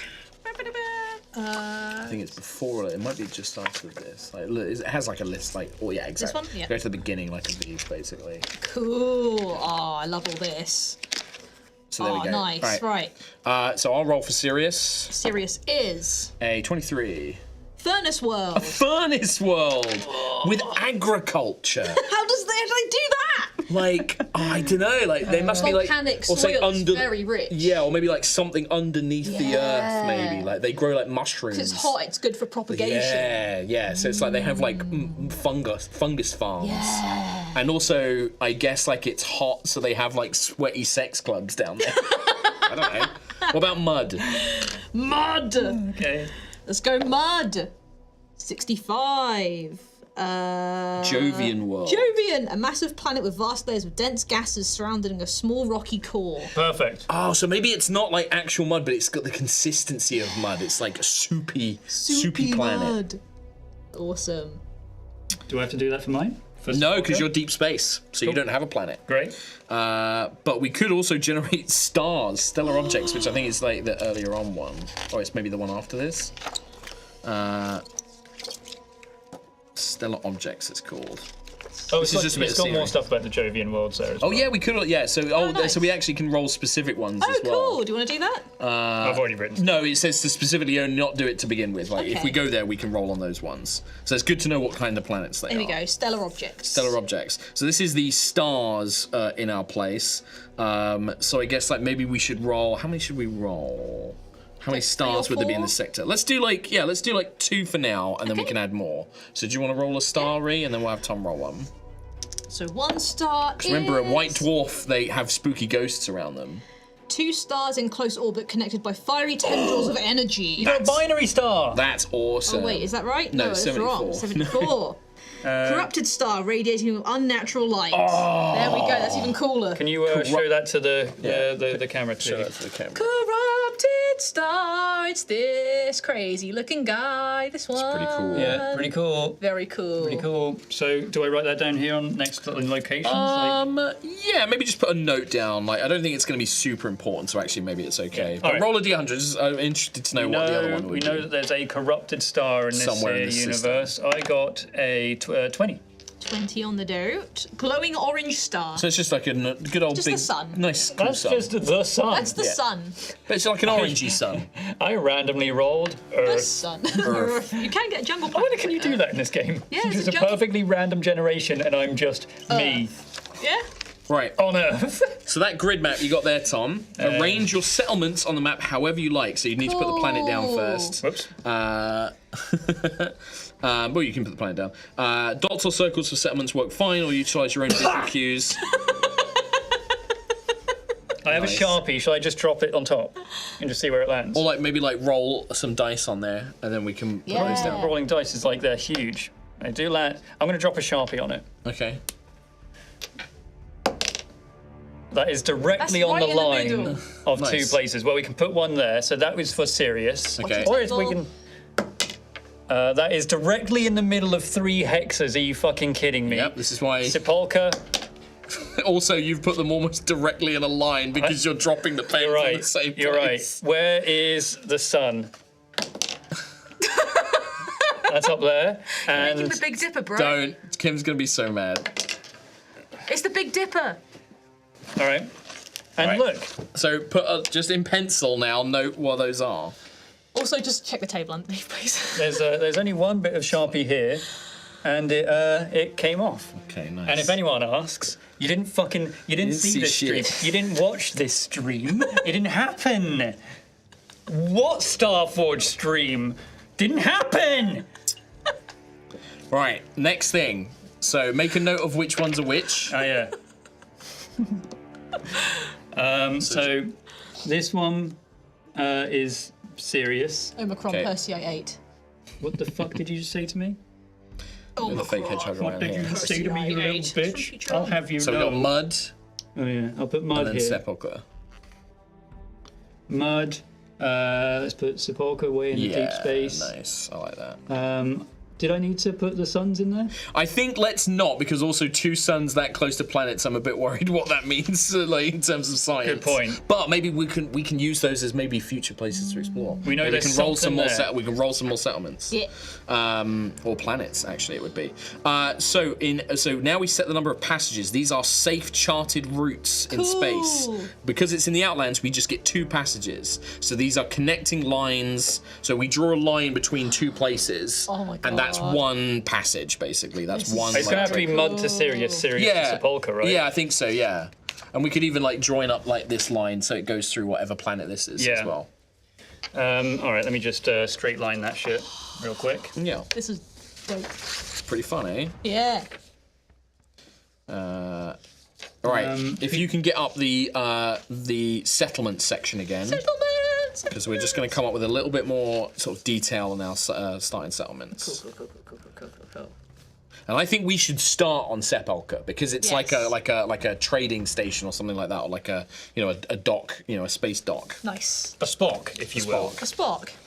So zoom in on the settlement. It might be interesting to have some extra details. So the first look, roll 1 to 2 times. Go for it. Yeah, I'll do this for serious. 41. 41. Industrial architecture. Okay, so it's got industrial architecture. What Sepulchre does. This is actually, yeah. Should we do this for Sepulchre if we're going to start there? Yeah. Yeah. So Sepulchre has industrial architecture and 35. 35. High-tech construction. Oh, that kind of works. So it's like industrial, like maybe it was built a long time ago. Yeah. And then settlement trouble. So that might be on the next page. Yes. So industrial and what, sorry? High-tech high-tech. construction. High tech. And what trouble is it currently under? 55. Mounting debt. Yeah. Nice. Love that. Right. What is this planet? Me?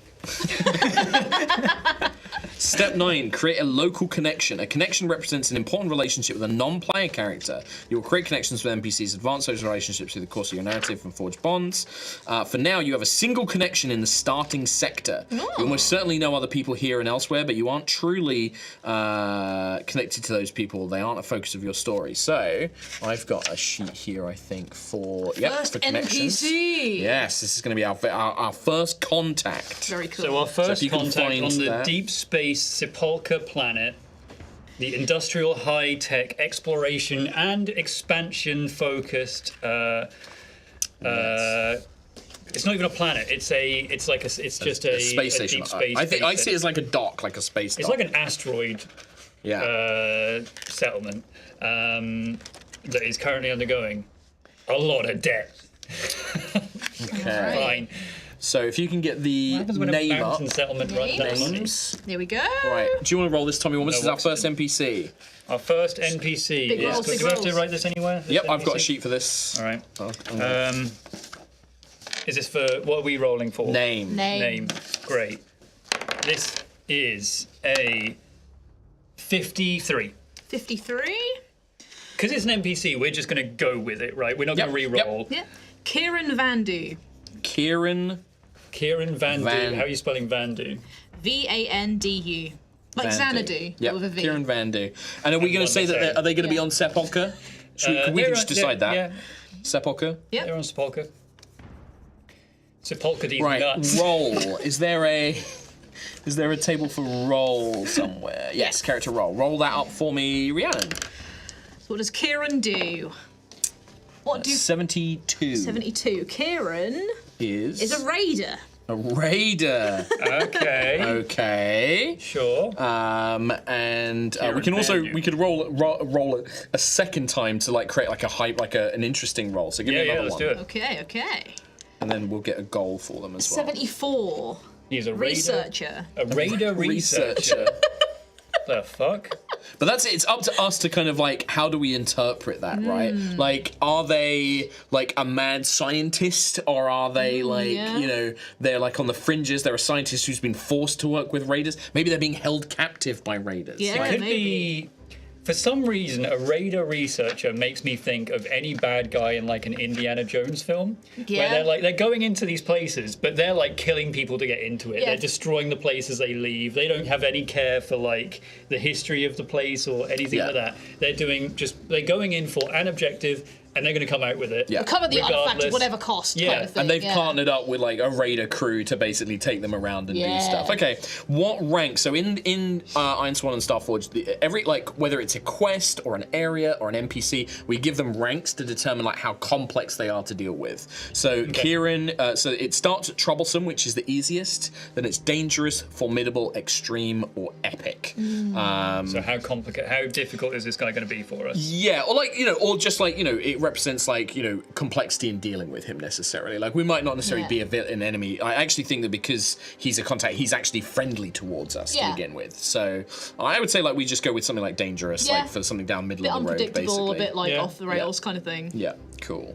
that makes And then roll me a character goal as well, Ree. I'll write this down for Kieran. Destroy humanity. 98. It's me, Kieran. Roll twice. Oh! What? Oh no, he's gonna have 2 goals. 16. 16. Goal Kieran one. ill. Cure ill. That makes sense for the researcher. Yeah. And 30 on the dot. Fight injustice. Fight injustice. Okay. It's part of this game is like figuring out how we make Interesting. all of this work Yeah. together. And So actually, he's you get like- some really cool ideas. So out of it. in a world with no medical aid, not no he's- medical aid, not it's no, rare. but like Yes. there's He's no. on the verge of a breakthrough. Maybe he himself is like suffering with this illness, and Yeah. he's doing anything he can to Yeah. stop this from happening to Yeah. him. And it's like he's And maybe stop that injustice well, doesn't. no, really- it does. What if he got that illness from like some like working in a mining facility Right. or something like that? Yeah. And he was like forced, like he was a researcher forced to work on a project. He's got infected, and now he got cut out, like he got booted out of the company or whatever. Yeah. And that's why he's forced now to go work with the Raiders. Yeah. Because like he hasn't got any other options. Yeah. So this guy's like being forced to the edges, right? That's why you're mates with him, because you're like 2 rogues, like Yeah, going yeah, yeah. solo against the world. Hey, what's he Yeah. infected with? Something. A Something. symbiote. Okay, that was such a cute laugh.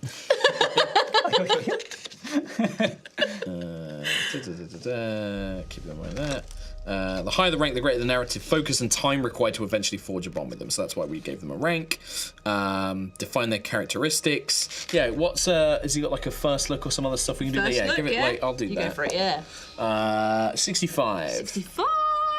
Scarred. So maybe Yeah. from his illness. Yeah. Okay, cool. Working on a mining planet, he's got scars all up his arms. And He's a then flip survivor. over. Is there one called Aspect as well? Yeah. Yeah, reveal character aspect. So give me 2 rolls on that. 1 or 2. Let's see what we get. 51. Infamous. Oh, he's infamous. Okay. Sure. Yeah. I think his exploits would make him quite well known. And hard-hearted. Hard-hearted. He's got a rock heart. Heart of rock. Yeah, it's also we can interpret stuff like not necessarily Oh, right, like okay, literally. yeah. Like we could be like, yeah, no, he's literally his illness is he's turning to stone. Like we can make that a thing, right? Listen, you can hear his heartbeat, but it's not like a heartbeat, it's like a heart crackle. Okay. So one good thing is because he's like a friendly guy to us. Whenever our connection aids us on a move closely associated with their role, we may add +1 and take an extra momentum on hit. Cool. So like he's basically if he helps us do something, we get an extra +1 on move. That's awesome. +1 momentum Cool. on hit. No, not a cybernetic metal heart. That's not No. a thing. This is a low-tech future. Right, and then there is one sector-wide trouble. So this is a problem that's affecting the whole sector. I think it's There that should there's a binary I've got the star train for to this. his So there cloak. should be a sector's name earlier on, I think, where like Okay. all Oh, the we need to sector name our stuff is. sector. Yeah, but give me a roll to see what the problems are, Thomas. The problem in this sector is thusly 94. A supernova is imminent. Oh my god! That's like the worst thing. Maybe we should re-roll that one. But it does kind of fit with the sun plague. Yeah, true. But at the same The time, sun plague! It all comes back at around! the same time, how do we stop that? Well, maybe we don't. Blow up the sun. Maybe It's gonna do it anyway. maybe our whole thing is like, actually, we can't stop that. Yeah. We need to make enough money and fuel to get out of here Get the before fuck out. that Which happens. is a famously extremely difficult thing to do because there's no fucking inter-sector travel because of the No, veil. there is intersector travel, but it's dangerous. It's to go. extremely Yeah, dangerous. exactly. It's Yeah. only like the couriers that are able to This do is our only chance. Yeah. Yeah. If we want to make a name for ourselves, we got to get the fuck out of here. We got to get our shit together. We got to Yeah. make some money And then- to afford the stuff that we need to get out of Yeah, here. yeah, so yeah. so one thing we can do with this is we could set a clock on the supernova. I think we have, yeah. We could set a clock of like an 8-stage clock. So if we get like a certain number of things, like we've reached the point where like this is bad, like it's going to go really, really badly. Nice. Or like we've wasted too much time doing this thing, or like we've got lost doing this thing, or something like that. So I think we should definitely do that. Okay. All right, we just need the sector name now. What's the sector called? It's not going to last very long, but No. Sector name. Reed, you want to roll that one? 86. Solana. it's the Solana sector. Threshold. Solana. Solana threshold. Well, I think you can choose. Solana threshold sounds like a lollipop. So it's either suffix or and prefix. Oh, So right, which okay. what did you get? That's my E6. Yeah. So roll again, warm. and we'll combine them up. So do Okay. another roll. I could do with a Solana threshold. Oh man, Solana would go down a treat. 13. 13, so it's 13. Boundless. So boundless or chasm. So it could be like Solana chasm or boundless threshold. I kind of like What about just the Solana. boundless Yeah. chasm? Boundless chasm sector. The boundless chasm sounds like a World of Warcraft dungeon. It does, yeah. Yeah. I kind of just like the Solana sector. Yeah, Solana The sector's Solana cool. sector. Yeah. And obviously infamous Soliana from Sonic Solana 06. brackets the boundless chasm. Yeah. Solero sector. The Solero sector, nice. Yeah. Right. I could, yeah. So, the very last thing we need to do now before we can play, I know it's been a lot, but like before we go to This break. is great. So we decide on our inciting incident.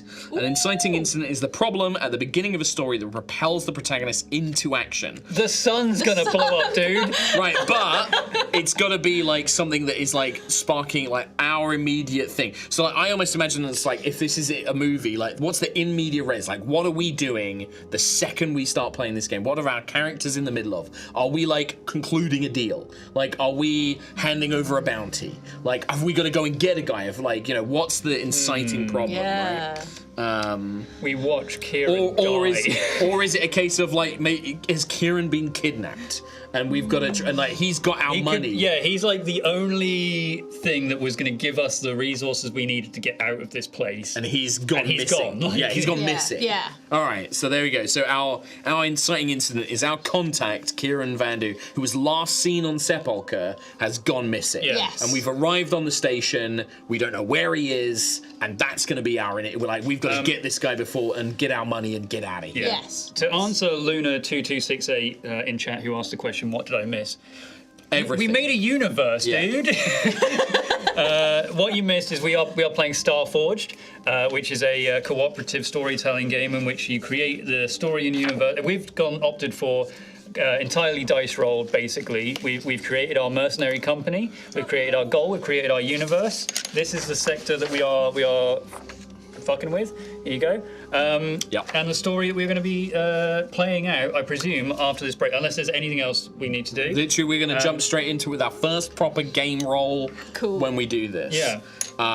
So yeah. The story now is that we're just arrived back in our station after whatever mission We're looking for a guy called Kieran Vandu, who is a researcher who works with a bunch of raiders. Yeah. They've gone missing. They've got our goddamn money. Yeah. Now we've got to try and track them down. Yes. We're literally going to begin. So in part 2, when we come back, the first thing he's going to do is we are going to swear an iron vow to find Kieran Vandu. yes. And that's going to be our first roll that we make. There you go. Perfect. I love So that. we'll see you in See a you second few moments. after the break. But as a Yes. reminder, Starforged.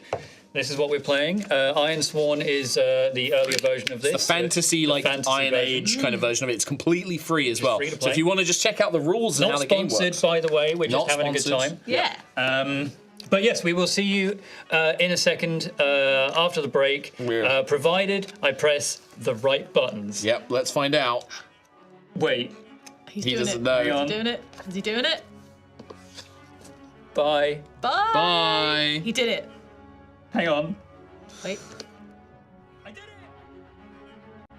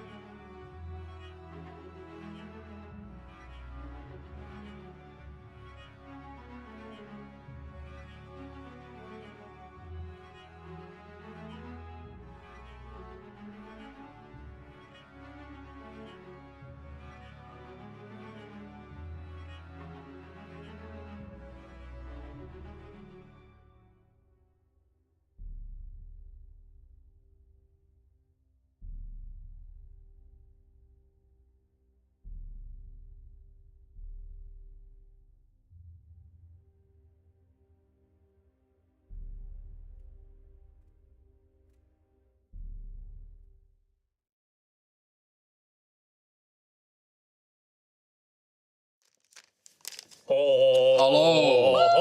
A short break. Short break. I'm gonna jump back into it. Welcome back to Iron Sworn Starforged. Starforged. A cooperative storytelling, world-building adventure game in which we are controlling 3 mercenary civilians currently in the Solana sector, the Boundless Chasm, on the Sepulchre planet, which is a deep space planet, trying to deep space space station, trying to escape the sun exploding. plague. The sun plague has struck once again and is striking down our very sun. Yes. We have tried to accrue enough funds on our ship. The Kraken, which is Tritian 6 series space Tritian vessel. 6 series, Tritian 6 series, which we just rolled. All of this is just random rolls, by the way. An old series space vessel, ordinarily unfound in this universe because old tech is dead. AI is dead. Hooray! Thank fucking God. There is no AI. There's also no general medical equipment, things like that. But No. the sun plague has struck once again, and we are trying to accrue funds to escape. And the way that we were going to do this was by finding and working with a man named Kieran Vandu. Kieran Vandu, Yes. who is a And just again to note, this is all randomly It's rolled. all random rolled. Kieran Vandu is a not too altruistic researcher raider who navigates dangerous planes of existence to try to cure his own rock heart sickness from taking over his body. But when we arrive in the station, Kieran Vandu is nowhere to be seen. Yes. And this is the inciting incident. And this is I imagine it almost like this is the movie shot. We see the Kraken sort of dock with the Sepulchre. The umbilical cord extends and opens up, and there's a bit of movement, and then it cuts to the inside of quite a busy station. Sepulchre's got like hundreds of people, Hundreds of people, but this is hundreds of people in a small area. In a small area, Like, but this is like old. This is like maybe this is an ancient station because it's like really futuristic construction and tech and very industrial, like scanners and sensors. Maybe Sepulchre's the first one to detect that the sun plague has arrived. Yeah. And so everyone's running around in a panic. Everyone's freaking out. But we arrive. Supernova imminent.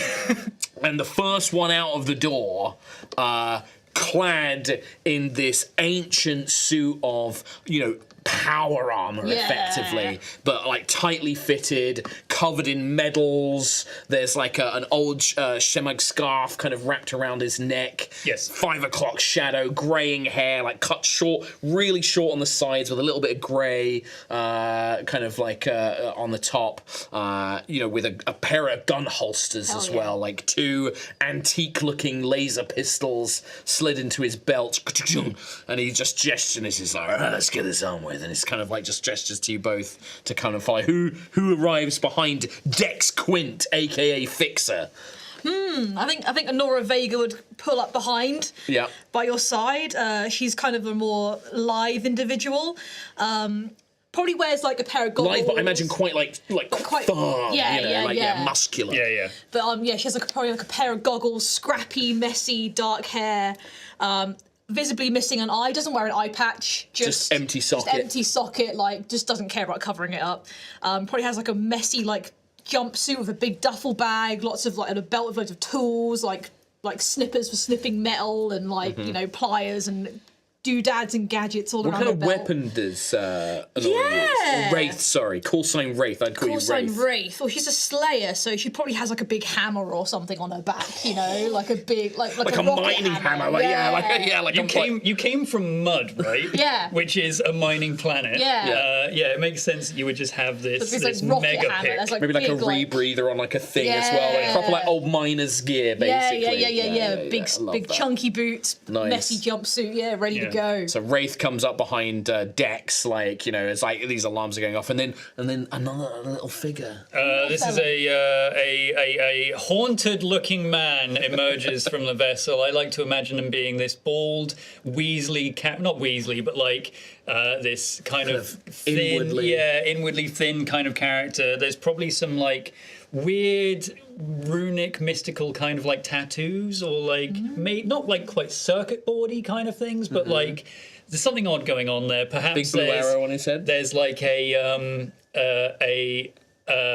glow that kind of shoots through his veins every now and then that he doesn't seem to respond to.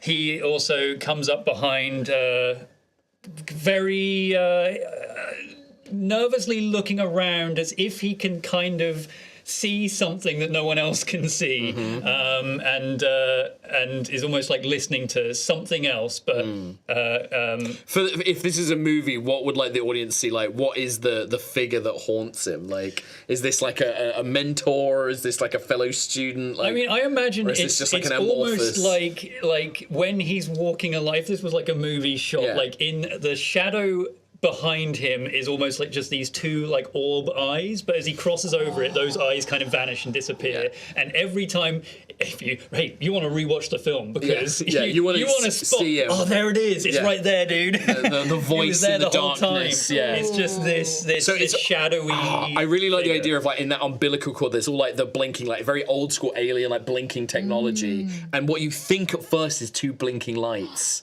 Oh, right. Yeah. And even then, that only comes up every now and then. So I think, like, so as you kind of sneak, but like you kind of like join us, like Dex will turn around and be like, all right, we gotta find Kieran. And I'll touch the hull of the ship because it's an old ship, so it's made of the black iron. Yeah. And I'll touch it and I'll be like, whatever we do, we gotta get out of this place. And I'll touch it and I will swear an iron vow that we're gonna find Kieran. So I've got to make this roll. So I'm making it on behalf of us. Now, at any point, if like, so the way this works is when we feel that there's a move to make, we basically decide amongst us who's gonna make the roll. Cool. Maybe like we choose who amongst us is doing that thing.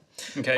Just put that in the dice tray. I'll do that in the dice tray, yeah. So we choose amongst us. Now, if there are any mechanical benefits or penalties, I'll suffer them. Narratively, we share the effects and stuff. Okay. You guys can help. There's a move called Aid an Ally, and we've got the move references if you guys want to flick through these. Oh, yes, yeah. So I'll leave those there. But keep in mind, in this game, any move you make, even trying to help me, if you get a bad miss, there is consequences. So remind us what were the rules on rolling as well. In fact, I'll do you one better, Tom. You just do it. I'll show you. All right. So when you swear an iron vow, now I do have to roll with heart on this, and it's my lowest stat. I see. Okay. So if you swear this vow to a connection, we add a +1. So I do, because this is to our connection to Kieran. This is about him. I'm going to add an extra +1. So I'm going to roll this. I'm adding 2 to the D6, and then I will explain what it means. Oh, that's terrible. That's pretty This is the possible worst result. So this D6 is what we call the action die, right? Oh, no. Now, the action die, I get to add +1 because of my heart, and then another +1 because of Kieran Vandu. That would make it a 3. A 3. The D10s, I need to roll lower than a 3. So not a 3, a 2 or a 1. I've not rolled that. I've in fact rolled 2 10s. Now, when you get a match, it makes the result even worse. So if you get a match on a success, that's brilliant. You love a match on a success. That's the best possible thing. A match on a failure, that's the worst thing we can roll. So what happens then? It tells us on the move sheet, on a miss, you must overcome a significant obstacle before you begin your quest. Envision what stands in your way. And because it's a match, it has to be even worse. There's a good one in chat that says you touch a hidden switch and the ship just starts going into meltdown. It should be something like that. So the movie starts, you come out, you're this cool guy. Oh, shit. But it doesn't have to be like, I've made a mistake. No. This could be like, here's my thinking, right? The idea is we've turned up at this thing, the alarms are going off, everyone's in a panic, but something's happening on this space station. This isn't, we're going to just get to turn up and ask some questions. Something has fucking gone wrong here. Maybe it's just the pandemonium, the sheer chaos of what if it is incoming people are like just going crazy. And you can't find, what if when we docked with this space station, everyone else is getting out of here, whatever ships they can. No one is docking onto a ship. There's like a horde of people clambering on to try and steal. They're going to try and get our ships, and that's the problem we've got to deal with before we can even start asking questions. So as we do I can think of one way.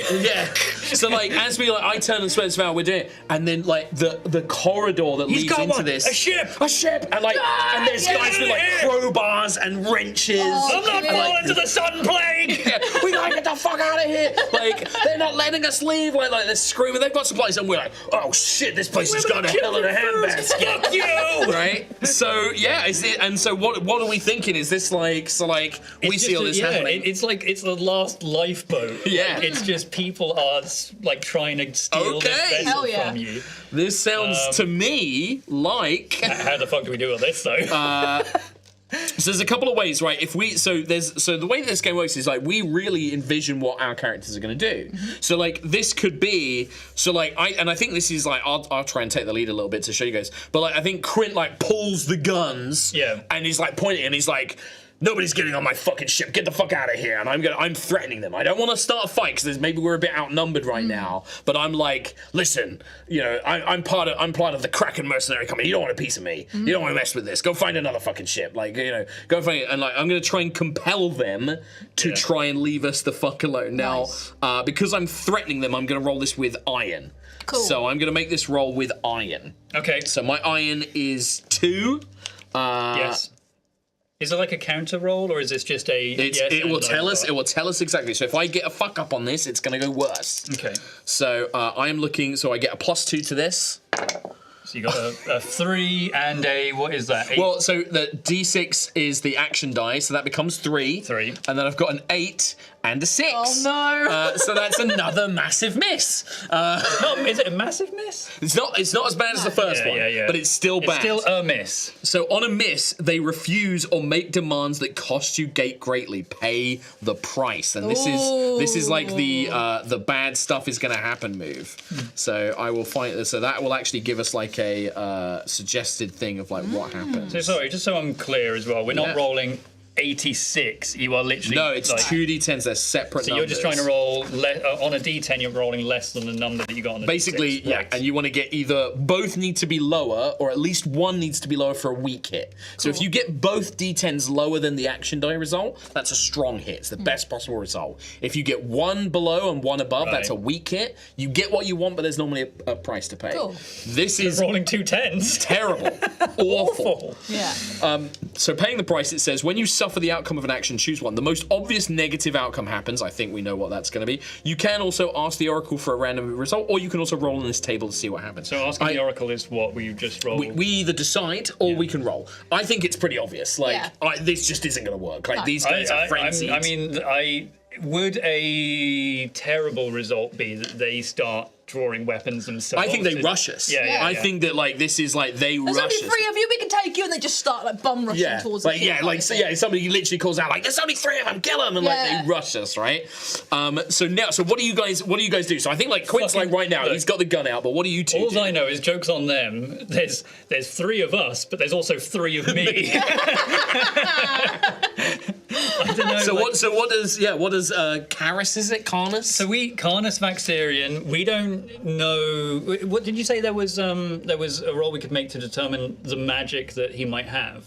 No, that would with experience you could buy a new path and gain a new asset to unlock it. So I don't actually have any. I don't think you have any real now. Magic. Like this was like a potential, but you never unlocked it. Sure, but you can have weapons. Like it says that we can have whatever kind of equipment we want because it all kind of works out the same.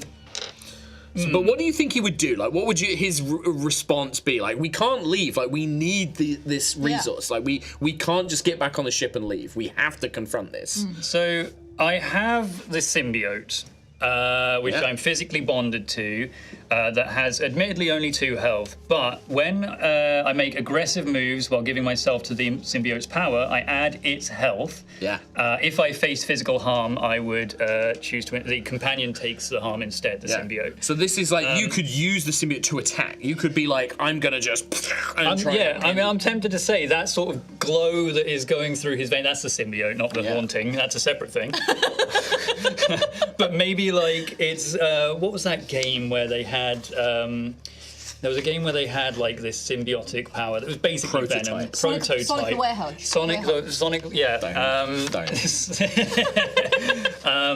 but like I would sort of spin in front of you that is now, I guess, backing away with your guns. Well, it's like I'm like pointing at them, like I'm like still shouting at them, like no, you can't take us, like fuck off. Like, but as they like, charge towards you, I guess, do we say that they have pistols, or are they all like wielding mixture of melee? weapons? Yeah, like I feel like the ones that are charging you with their melee weaponry, I'd almost spin in front and almost try to use this symbiote. Maybe it creates this almost energy that I would rebuff their attacks from charging you, and I guess an attempt not to kill them, but to defend us from their attacks. Nice. Okay. Well, so this will be the symbiote, basically, immediately fucking turn one, taking over. Yeah, I love it. Well, no, you can still be in control, but you're using its power. You're like calling on the symbiote to help you. Yeah. Now, to me, this sounds like you are entering the fray when you initiate combat or are forced into a fight. But they're forcing us, dude. They're forcing us, but you are initiating a combat. Yeah, and I'm hoping this is like a horrifying thing that they're seeing, like. They're just striking on a sickly, weird, frail-looking dude, and like the crowbars just bend around his head and stuff like that. Like, let's find out. Let's find out. I guess. So with Enter the Fray, envision your objective and give it a rank. So I've said face the crazed civilians, and I'm going to give it the rank of dangerous. Cool. Because that seems about right. That sounds right. If the combat includes discrete challenges or phases, set an objective with rank. This is just like we just need to deal with this crowd, basically. Then roll to see if you are in control. If you are on the move, roll with edge. Facing off against your foe, roll heart. In the thick of it at close quarters with iron. Preparing to act against an unaware foe, roll shadow. Caught in a trap or sizing up a situation, roll wits. So what I think it sounds to me, Tom, like you are in the thick of it at close range with the symbiote. Or it could be that like you're on the move, like you using the symbiote to like move around and stuff. What do you envision? I don't mean to game this. My shadow is 3. It specifically says you are allowed to do like you should try and argue for like what is best, but keep it in the fairness of like what it is. So in this, it's like preparing to act against an unaware foe. I don't think they're unaware. Well, it's not they're unaware as such. They're unaware of you. They're unaware of me. Like they see you pointing guns. You've got the hammer. I'm just this dude at the side. You're just a guy. Then all of a sudden, with this weird level of speed, I sort of spin in front of you and am just blocking this attack. All right, I'll go with that. I think that's a fair. Like, they're unaware of you. But they don't expect this dude to spin in front and defend the attack. Okay. So keep in mind.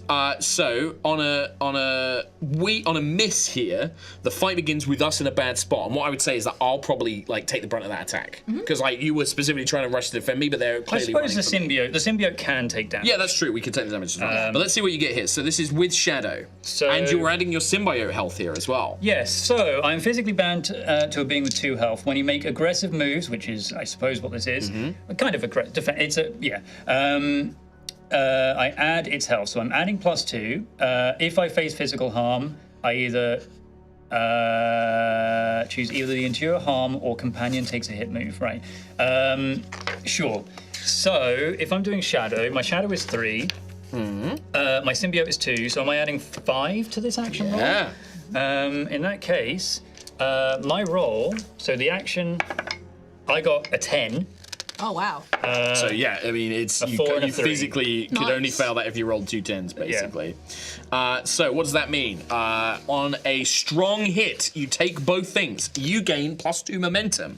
Oh wow. And we are in control of the fight. So it means that like we maintain the upper hand. Awesome. So and you get what you want. You protect me. We haven't inflicted any damage on them, but you've successfully like protected me and like engaged with them and kept the momentum here basically. Okay, so my momentum of +2. I now go to +4. You now go to +4. Yes. Wow. Awesome. And remember, you can burn that momentum if you have a bad roll. You can burn it to boost it and stuff like that, which I might need to start doing. Just a reminder, if I gain some. This is momentum on the side here. Right, because we maintain control, we get to dictate what is happening in this fight. Awesome. Right. So this is like, you've just done a thing. So I'd say that maybe me. Yes, absolutely. So I'd say like this is you have an opportunity now. Like he's run in. The kids come in and blocked everything with his cool magic power. That, as far as we know, is just magic powers that he has. We don't know it's a symbiote. But like he's come in and done that. I'm still like I've got my guns up, but I'm now being affected. So you're kind of free to act. Like, what would you think that that Wraith would do in this scenario? I think Wraith would, now that we're in control, would try and delegate a little bit. Ask the crowd if they know where. We're just here to find Kieran Vandu. Do any of you know where he's gone? I think that they just want the ship, right? Yeah. They're not going to help us on this. I don't think. Like, I'm blocking what I can here. yeah, I think that like I would say that like this is like because we've started a fight, right? There's no like this is we can't talk our way out of a fight here. They're just like screaming like give us the ship, we want the ship. Then like. she will try and maybe like swing a hammer around, try and clear a path for us to get through into the station. Right. Do you have a rocket hammer? Yeah, just swing it and just try and create just like Yeah, clear area. I love that. Yeah. So I'll give you two choices here. There's two options, right? You've got something called gain ground, which is a combat move. When you are in control and take action in a fight to reinforce your position or move towards an objective. Or the other option is strike, when you're in control and assault a foe at close quarters. So this is like actually doing damage. So gain ground will probably give us like a little bit of progress and also give us like some momentum and stuff like that. Probably gain ground would go for that. And then strike is just doing damage. Like you just want to take these guys out. But probably gain ground sounds yeah. it sounds like gain ground is what you want to do. Yeah. Get cool. him, Reinhardt. So and you're just going in with full hammer force, Yeah, aren't you? full- yeah, Gaining full leverage with force, powering through, or making a threat. Roll with iron. Nice. All right. Iron Did is you have my any highest assets? stat. Any of your assets give you They stuff? don't give me any bonuses. Okay, No, great. they're all specific to scavenging or slaying inhuman beasts. So let's So use. do the action dice die- first, Action and then dice see if you can first. beat it. So my Well, iron it's is my always, highest. roll it all together. Always roll it all right. together. Oh, yeah? Yeah, always roll it all together because there's always a way you can fail. So I got an 8 for my iron total, and then All I right, got so- an 8 on the D10, and then another 5. So this is a weak hit because remember, if it matches it, it doesn't count. It has to be lower. So that's a weak hit on gain ground. On a weak hit, you choose one of the following. You still stay in control because it was a hit. We don't lose control. So you can either mark progress, which is we'll start taking these guys out. Okay. And what we're trying to do is we're trying to progress like a tracker. So Nice. I can sort of show, if you put it up on the dice cam.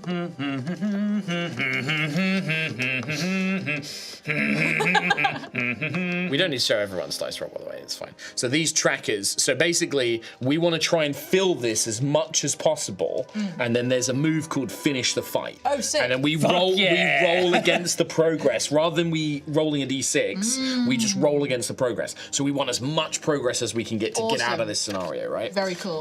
But so you get to choose one. So you either mark progress, you gain 2 momentum, or you add +1 on your next move. I think gaining momentum. You want to gain some momentum? momentum, get All right. in progress. So like this is like you're knocking guys out of the way, but there's just more of them coming. Yeah. So like you're building up strength and you're like, becoming a bit of a dervish, but then more of these guys just come out of the corridors just like, hey, there's a ship down here, like we're gonna take it, and like they're calling out to each other and like, This is ridiculous. There are hundreds of them.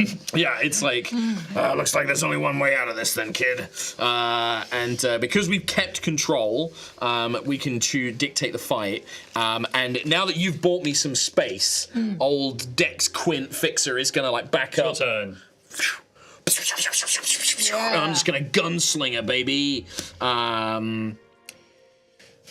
Now, I didn't enter the fray here, so I don't get my gunslinger ability. That's if I get a shoot first. But I do get to strike with my edge. What's up? We're killing this space station. Yeah. Well, they shouldn't try to steal my ship. They'll run Our ship. eventually. There's other ships. There's gotta be. So I'm rolling this with edge, so I get a +2. Nope, I don't have to worry about any of that yet. So I'm just adding +2 to this. A 7. Oh, that's a 9 and No, it's not. That's a 7 and an 8, and I only add Oh. +2 to that. that's a D6. That's a 5. Yeah, That's a fail. Yeah, that's 2. That's a My complete bad. miss. I read the wrong one. I am rolling like dog shit. So that is on a strike. Now, because I've missed, we've now lost control of the fight. They're now swarming in towards And us. so now we have to react to, and we decide what they do, but we have to react. We can't take the offensive, Cool. right?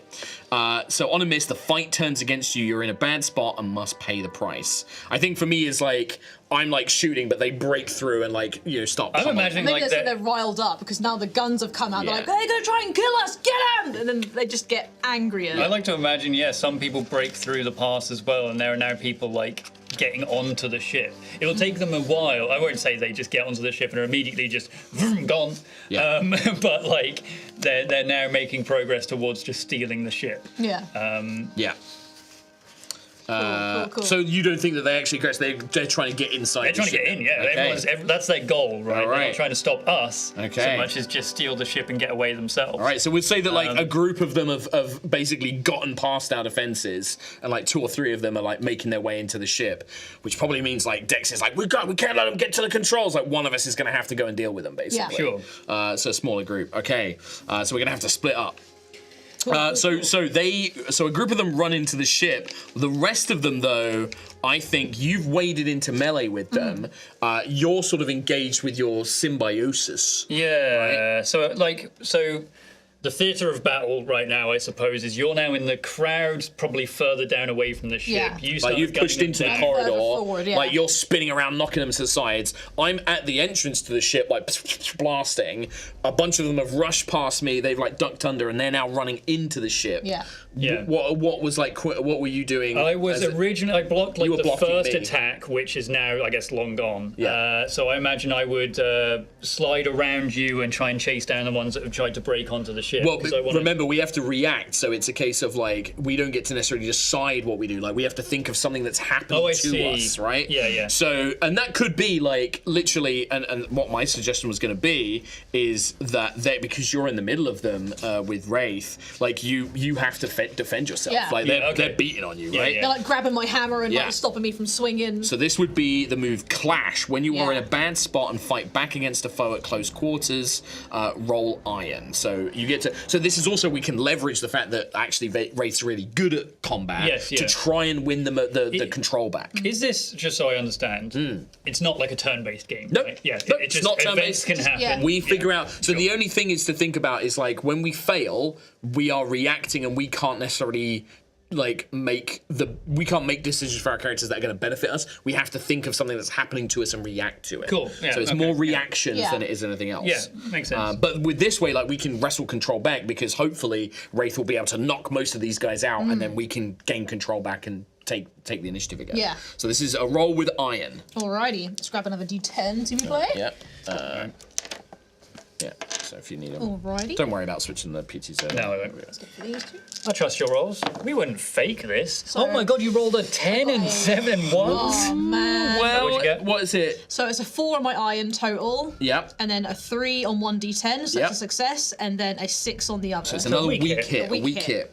So on a weak hit, mark progress, which is great. And because this is dangerous, we mark 2 boxes, basically, of progress. Out of 10, I think. 1, 2, 3, 4, 5, 6, 7, 8, 9, 10. okay, Yes. so we are a fifth. Nice. Mark progress, but you are dealt a counterblow or setback. You stay in a bad spot and must pay the price. Yeah, so maybe like Wraith is like powering up the hammer to do a big rocket swing, try Yeah. and swing it around. She knocks a couple of people back, but then they grab hold of her hammer, stop her from swinging, and they start just swarming her basically and surrounding Do you her. imagine yourself like you're getting pummeled at this point? Yeah, like she's getting Cool, laid let's into. do an endure harm for Wraith as well. When you face physical injury, fatigue, or illness, you suffer -1 health. Okay. So your health goes down by 1. Yep. I'd say this is minor harm. Like these guys have got like weapons, but they're kind of more of like a mob. If your health is at 0, you must choose to resist. But you're not at Yeah, 0. your health is 5, right? What it was. Or if you choose to resist the harm. So you can just take that -1 and just move on. Or you can try and resist it and you get to roll, and on a strong hit, you actually get to like either regain health or you gain momentum because you kind of embrace it. Cool. And also, if you roll a strong hit, we gain control back of the Oh combat. shit, okay. So you either roll with your health, so you would actually be rolling with 4, Okay. or with your iron, whichever is higher. Oh, let's try and resist, just for funsies. Just yeah, so it's absolutely worth doing. So you actually had to add 4 to this because your health kind of. amazing. So it's a 7 on the D6, a 7 on one D10, and a 9 That's on the a other. miss because it's a full out miss. And Yeah. you can't even burn your momentum right momentum, now. No. So on a miss, it's worse than you thought. Suffer an additional -1 health. Oh boy. So yeah, you just get pummeled. Yeah. Right. So like Wraith's being pummeled. Okay. What's happening to us? Like we're still not in control yet. Yeah, This might be over. This could literally end right now. Yeah, I mean, I want to try and.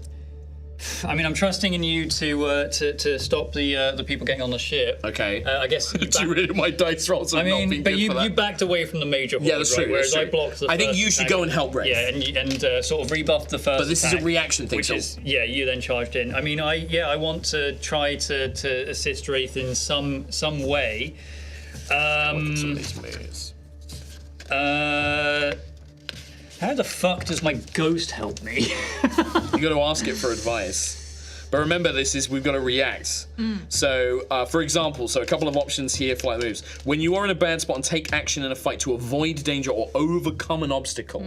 So, like, this is like this might be like, okay, well, I've got to, they're surrounding Wraith. I've got to get them off of her, right? Basically, and we'd make that move instead for like if that was something you were trying to do. Clash is when you're physically fighting back against people that are attacking you. Yeah. Yeah. Or there's other things as well you can do. Like there's other stuff as well. Like I'm trying to think if there isn't something else I could do. I was tempted to try to find some kind of like access panel type secure an deal, advantage, and almost try to like block off the corridors or like start closing like these doors. I find an airlock or something and just take decisive action when you seize an objective in a fight. Envision how you take decisive action, then roll the challenge die and compare your progress compared to the result. Oh no, sorry, that is the finish the fight move. Right, okay. That is the finish the fight move, so we can't maybe do that like turn the lights off or something. Secure an advantage when you assess a situation, make preparations, or attempt to gain leverage. Envision your action and roll. Yeah, I mean, I think like turning off all the lights. My ghost can see. Yeah. Yeah. My symbiote can probably see. Sure. I will, and that will help with my shadow as well. I would, I don't know. I guess this is old tech as well. Like, there's not like these space sci-fi like beam lighting all the things. I think that this is more like you've got to find the right switch, right? And it says here when you envision this action with expertise, focus, or observation, and it does mean you've got to roll wits. Yeah. Your wits are okay. It's not too. Wits aren't too bad. Yeah. I will attempt to find a way to disable the lighting, Sure. whether it's finding a panel. Or, like I said, the old style tech. These are literally like Just swinging, wires. like lamps and things like that. I could just try to find. It's probably a long corridor, or a big atrium kind of room. I have to smash a lot to darken the room, but I'll attempt to shut the lights off and draw this place into further panic, but under some level of my control, I suppose. Yep. So in that case, this is a wits roll. Yes. The symbiote will not help me. The haunted dude cannot really help me. When you make a move to call upon their insight, I don't think I can do that. Okay. So if I use momentum as well, I reset, right? So momentum is basically, you reset it, but remember it's a case of you replace your action roll with the number. So that's not including any bonuses. So it's like... I see, okay. So it's you So want to right save now- it for like when it's like it's really built up high. Your So right now with a momentum of 4, not great, because I'm already adding +2 from wits. Okay. Yeah. In that case, I am rolling. I get a 6. I rolled a 6 and a 10. I can use my fugitive ability. Can you use that retroactively? Does it say when you fail or when you miss? When you make a move, you may improve the result to a strong hit. Oh, okay. You may improve the result. I would say you can then, Yeah. If I do, advance your... I fill in a 4-segment clock. If that gets maxed out, those hunting me find me. Yeah. So I don't know how I could thematically have done this. But I'd like to turn it into a strong hit, please, sir. Yeah. Well, I imagine that this is fugitive, right? So you've learned. This is how I would see it. It's like you've learned some tricks along the way, like survival, right? And I think that this isn't necessarily like physical, like light bulbs. This is like an old boxy panel, and you've learned how to like hotwire and like mess with systems. Yeah. Like trying to escape. Maybe you've had to like break out of places, and so like you yank in, and you just like yanking wires, and you've got lucky in that you know what you're doing, and you've pulled out the right ones, and you make this into a strong hit. On a strong hit with secure and advantage, take both of these options. You gain +2 momentum. Hell yeah, I'm at 6. And add +1 on your next move, but more importantly, we gain control back of the scenario. Yeah. Yeah. Okay. Cool. So yeah, I break the lights, and I guess hopefully we between us have some kind of small light source in order to see ourselves. Yeah, the lights are now off in that corridor. Nice. I think that is a good idea. I am going to... So now that we're back in control, like now that I know that this fight's going down well and things like that, I think Fixer just turns back in. He's like, I'll try and find the ones that got past me. And he's going to run back into the ship. Yep. I'm going to try and chase them down and just blast them. Like as soon as I see them like trying to get into like control, like maybe they're trying to get the door panels and they're trying to like close the doors. That's my door panel. I'm just going to try and blast. That's my door handle. You're standing on my welcome mat. Belongs in a museum. I'm played by Harrison Ford now.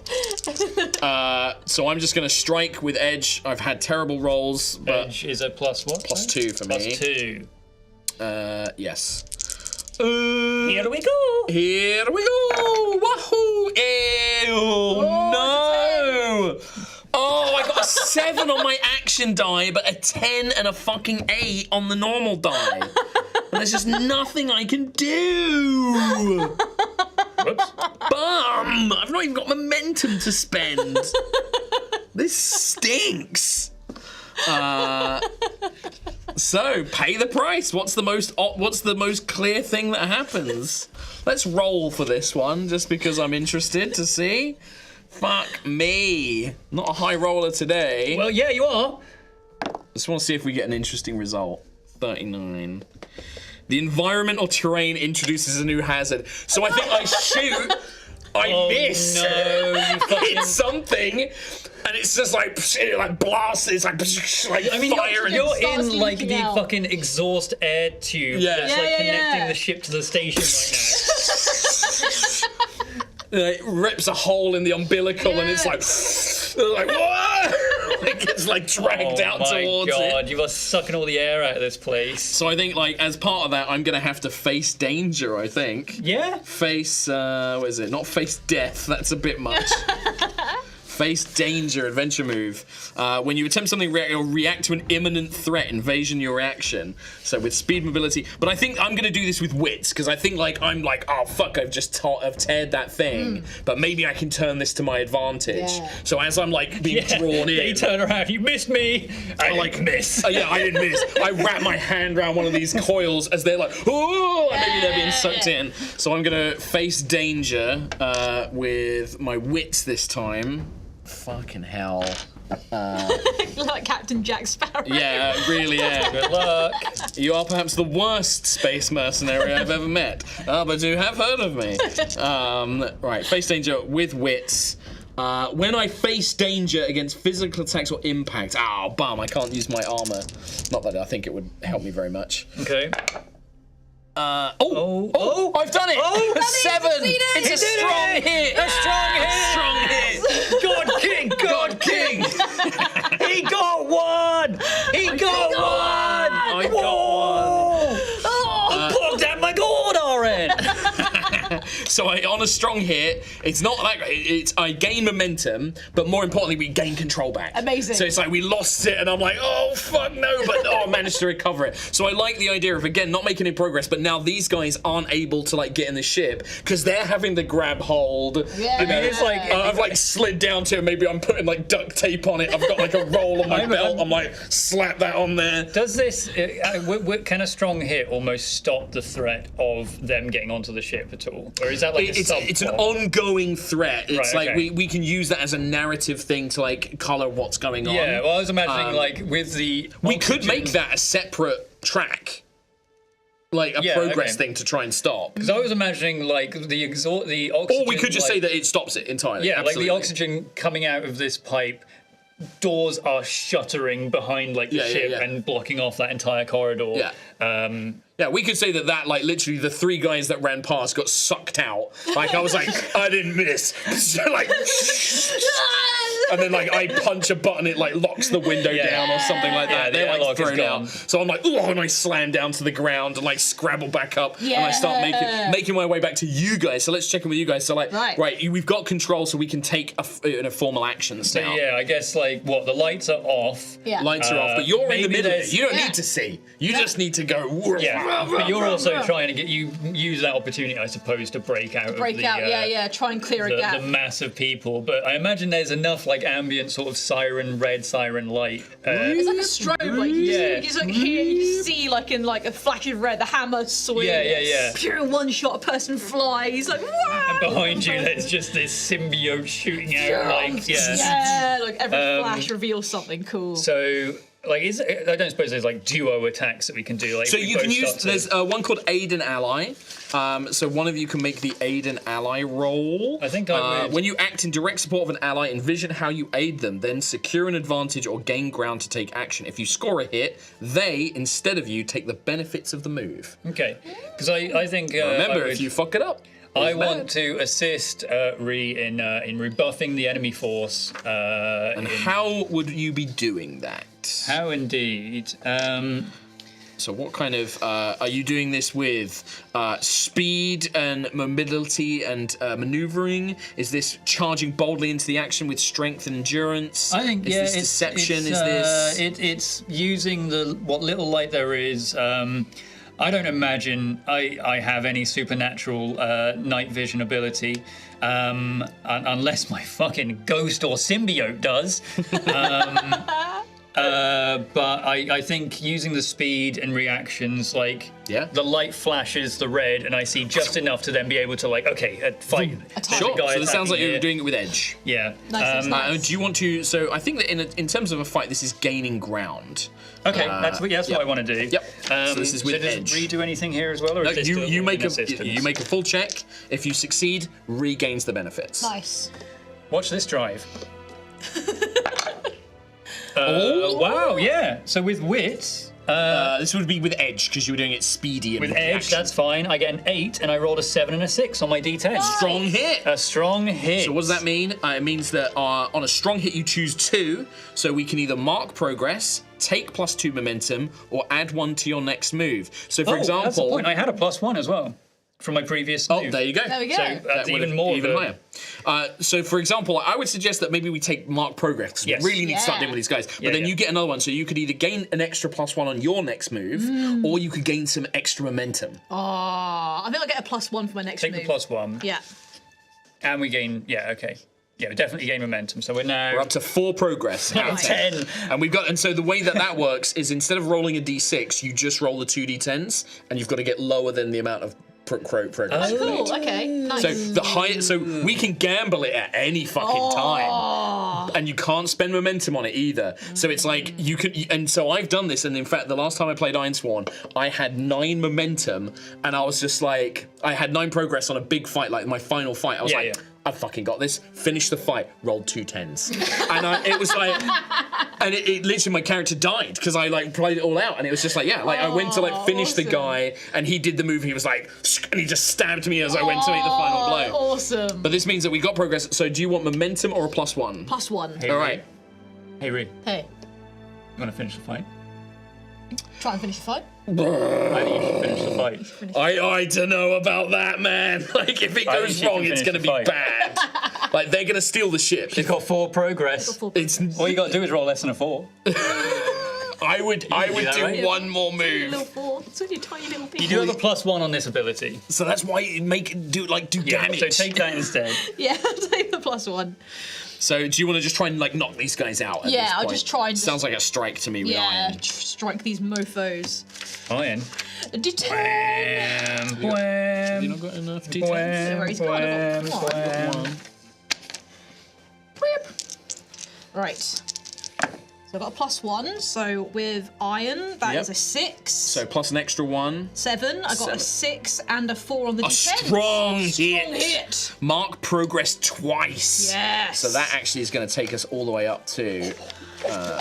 Hammer is just swanging Big full pog. power, just full confidence. Like playing golf with people. Because of the frame. So we're now at 8 out of 10. Amazing. So also, Little gamble. yeah, you dominate your foe and stay in control. Yeah. So I like, now bear with, if you'll go with this, I like the idea that as I've come running back in, like I've got those guys off the ship, I've come in, the lights are off, but I see you two basically mopping up, and like this is where I'm like, okay, team's got this. Well, let's just finish this and get on with it. Sure. So I could do the take decisive action and try and finish the fight. Yeah, I trust you to roll low. Let's do it. Let's roll the same ones we did. So 2d10s, and we're looking for 7s and lower. Finish the fight. Oh my fucking god. He rolled 2 10s.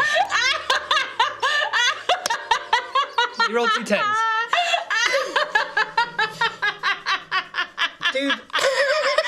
Dude, there's a 1 in 100. And you hit that twice. I literally just told the story how I did it before. That's so funny. How do we solve that?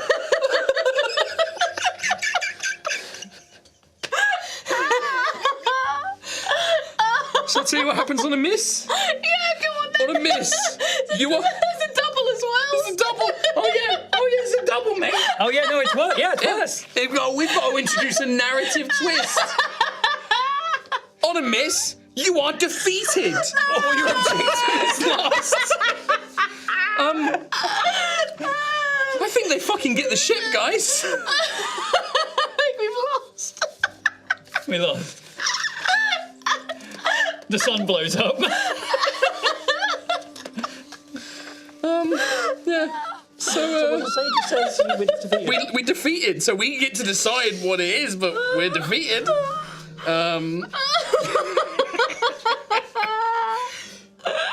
I think because we did like beat up a lot of them. Yeah. I think we get pummeled here, and I think they got the ship, dude. I think they get the ship. Yeah, they take it. They bum rush us. They get the There's ship. just like more of them come Yeah. out of like some side rooms. We think we've got it, Yeah, and they just bum rush us and like just. that's it. I got the coolest assets. I'm this cool mercenary guy, and I'm just a bumbling idiot.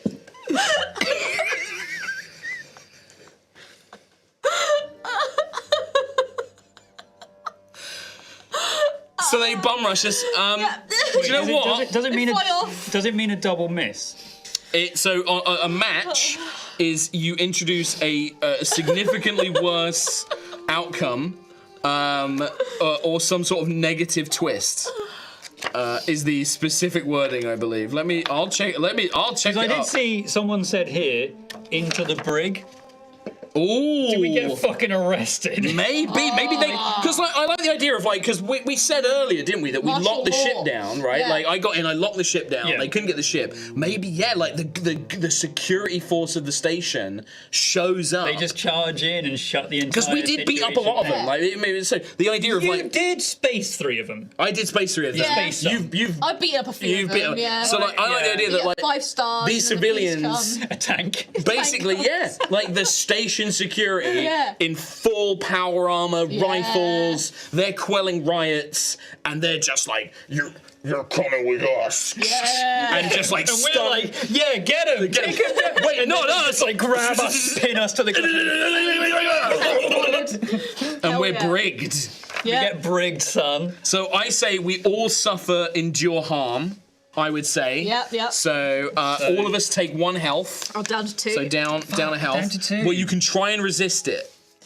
Oh, I could resist arrest. Well, no, you're getting arrested, but you might be able to get some health back. Okay, you can also make it worse. I am going to feign being tased and stunned. I'm going to have the symbiote take the damage. Yeah, you can totally do that. So I'm like on the ground, just like, you got me. But like, they don't know. I'm about to break out of this fucking brig. I've done it before, baby. I'll do it again. And that's real life I'm talking about. So I roll this is +4. I do get a strong hit at least on my endure harm. Nice. So I can shake it off. You're not wounded, and I gain my health back, or I can embrace the pain, take +1 momentum. I'm going to embrace the pain. Hell yeah. Embrace it. Let's 420, embrace it. I'm gonna try and resist some of the damage. Yeah. Right. I will say this, Ree. Yeah. If you miss, like properly. Oh no, if your health is at 0 and you miss, you roll a d100. On a 1 to 10, you die. You have to face death. Oh no, sorry. On a bunch of them, you have to face death. It just determines. Yeah. So yeah, but just you'll be alright. I'll be alright. So I got a 3. Yeah. So you can either add your health or your iron, whichever is higher. I'll go for my iron. Yeah. But I got 2 8s. Wait. Oh my God. So that's a miss. It's a double Wait, miss. 2 8s did you say? Oh, it's a double miss. Double miss. You've got a pacemaker. I think they like take all your shit. Yeah, they take my hammer. They take I think all you're my like, stuff. get off me, pigs! Like, Yeah. I'm just like, and I just go down. Don't even get me alive! Well, first of all, you take another health because you've got a Take your miss. hands off my penis. A succulent Chinese meal. What is the charge? Spacing 3 men? Poof! Yeah, you absolutely punched one of them. Oh my God. I see you know your judo well. They beat the shit out of you. They take your stuff. Like, I'm at least like allowed to keep my power armor and stuff, but they're just like, everything's gone. Take a -1 supply as well to represent that, I think. So for me, I take the companion takes a hit move. Is there anything special? Companion takes a hit. When your companion faces physical hardship, they suffer -1 health for minor harm, 2 for serious, or 3 for major. I'd say it's minor. 1, yeah. Then if their health is 0, or if you choose to test their resilience, you can roll with your companion's health. So this would be a +1. It's alright. It's got 2 health. Yeah. And I have a way to recover. Yeah, it's better for like tougher. But yeah, my tougher intention guys. is like they go to tase me or bring me down or whatever. You just summon the symbiote to like take it. But it's almost I'm trying to like deceive them, I suppose. Where I'm like I'm still actually totally fine. Yeah. But like I know I still have to accept being imprisoned and brigged here. But I want to come out of the other side of this just like. So I think untouched. Cinematically, like me and you pass. You're unconscious. Yeah, I'm Peter Griffin. I'm like, yeah, you got me. Like I'm just like a thingy. Like you're fine. We get taken away. Still going in. By the station police. This is like a merc company that they've hired to protect the station. They are like geared up.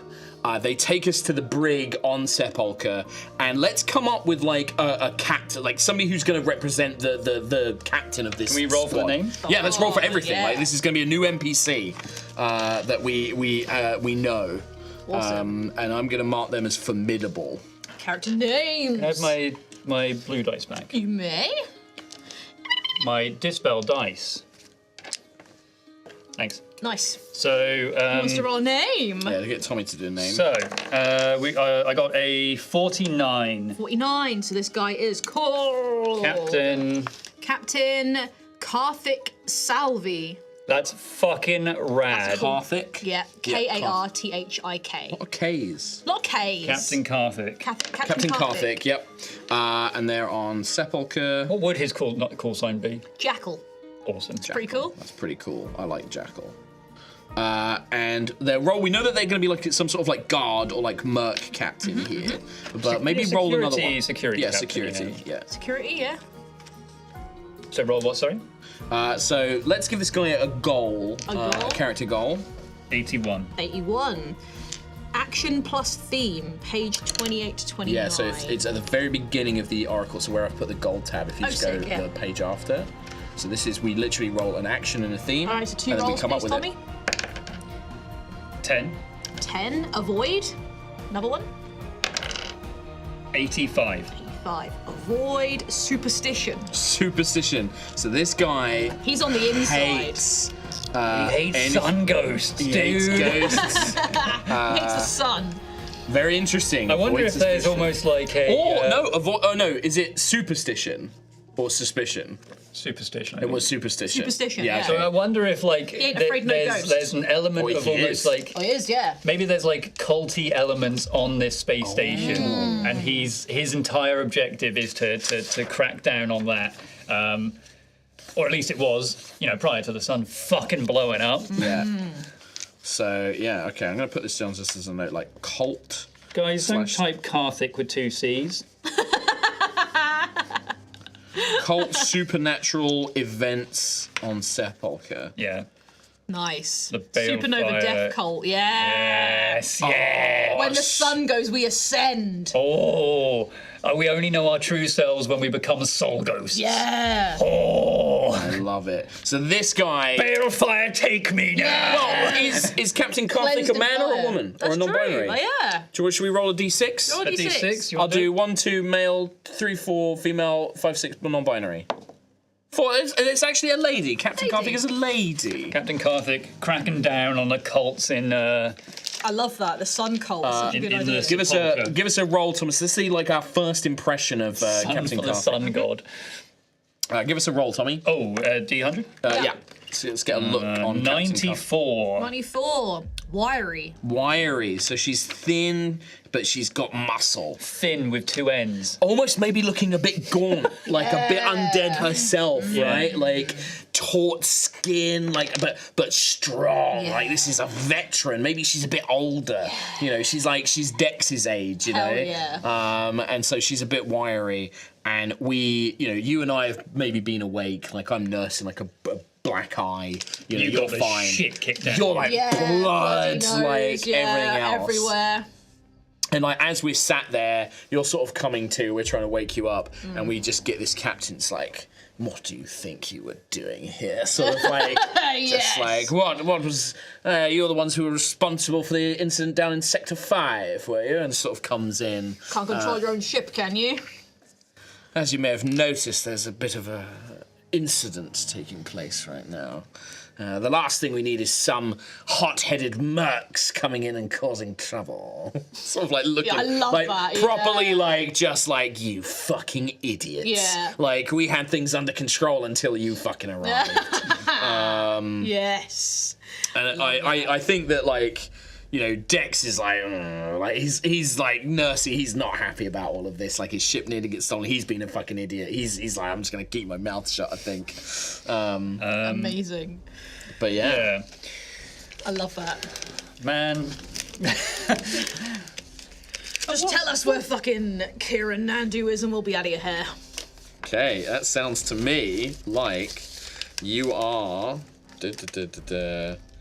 trying to compel the captain here. Don't cause any more trouble. But you're kind of bartering. You're like, it sounds like, so this is actually with heart. Okay. So if you can roll with heart, please, Rafe. Ooh, 6, and I rolled a 10 and a 1. So one success. a weak hit. success. A weak hit. Weak success. So they'll do what you want or agree to your condition. Take +1 momentum. Nice. But they're don't take the +1 momentum. So they'll do what you want or agree to your conditions, but their agreement comes with a demand or complication. That's fair, yeah. Envision what they counter I mean, off. It's classic, right? It's Yeah. either the simple one is don't make trouble, but it they're not can't gonna be do this. simple. It can't be. It's I going to be mean, something. like, I wonder if Maybe if she's trying to look for him as well. yeah, it's like so. The thing you're trying to get from this is where is Kieran, right? Yeah. yeah. So she's willing to give us that information, but she wants something in return. I mean, if Maybe- we are introducing these weird fucking like sun Cults cult and superstition supernaturals. on here, maybe like somehow that ties in. She wants us to That's- shut down like an operation. That's what or I'm something. thinking. Yeah. I think that she leans over and says something like, you're after Vandu, are you? She kind of looks around, like looks at her companions, perhaps we can help each other, and sort of says, like, we know where Vandu is, but getting to him is not easy. I've not been willing to sacrifice my forces. We're trying to keep control of things, gather our supplies. But the three of you sort of like looks like you're expendable. If you can reach Kieran, perhaps you can shut down. Oh no! What if these cult have got control of like a major thing on the facility? These guys can't leave whilst all of they like have the escape vessels. They've got control of them. Yeah. And they're not using them, but they're not letting anyone else use them. They've got control of the system. Okay. So they need us to go in there and like take these guys out. So they're like fanatical. Like everyone on this ship has to die to yeah. this sun plague. What's a name for this cult? Like, can we come up with a cool name? Let's see. I saw someone earlier in the chat said something like, I think it's probably. What about like an something eclipse else. or something like that? Sanctum. The ecliptic order. Oh, let's see. Or like, because they want a supernova Sol to go off. Infernum. Sol Infernum. Yeah. That's rad. All right, okay. I love the that. Sol Infernum. Sol Infernum is like their Someone cult. did say, Sol Invictus. But Because in Sol Infernum is like to burn in the sun, right? Like they're like, yes, take a sun, So and like maybe they like paint like splashes of like red and orange like on their skin. dude, Like, they burn their own flesh. yeah, You know they fucking sin. yeah. Fire cleanses all sin. Yeah. So the captain is just like. This cult, this Sol Infernum, they're mad, absolutely mad, and they've taken control of all of the escape pod systems, preventing anybody from leaving the system. In fact, none of our ships, even your own, now can't leave. It's been locked down by the clamping system. Until it's taken care of, we're all stuck here. But perhaps if you can go in there, we can put you in the right direction. Fuck yeah. Fuck yes. And so we're just like, oh, fuck. But I think Wish you told us this before we fucking docked. But I think what this would be is this is another iron vow, because it's not just going and getting Kieran. Like we have So to. the Iron Vow is like a group thing? So or- basically, it's a group quest, but one of us has to make the roll. But Okay. I think it should be Vegas. Vegas the one who initiated this conversation. Yeah. Like yeah. I'm like, I don't want any part of this, but like So like this would be, we would basically create a new quest to stop the cult of the Sol Infernum. Shut down the cult. Right. Yeah. Who have taken control of this derelict fucking station. Yeah. Fuck. Or do no, this. maybe it's like the vow is like to restore Order. restore the system or something like that. Yeah, Restore system. Yeah. Also, I just remembered this Sepulchre planet is suffering from a mounting debt. Oh yeah. So maybe there are entire like areas of this space station are just like inaccessible, like they're just broken, broken down. Like these guards, like they're very well equipped. Maybe that's why. Like all the money's gone to these Maybe guys. the cult have shut themselves away in like one of the derelict parts of the ship. Yes. Perfect. Well, this sounds like Vega is going to need to agree to this, and that is a swear and Swear iron. yourself an iron vow. Wait, read Swear before you us iron say. vow. This is with heart. Put it into this dice roll. Yeah. And I think she hands you like this scrap, like a long cylindrical piece of metal of the black iron, from one of these ships, and she's like, "Swear to me you will do this," and sort of hands it through and makes you wrap your hands around it. Yeah, Rafe will inquisitively take the iron bar. Fine.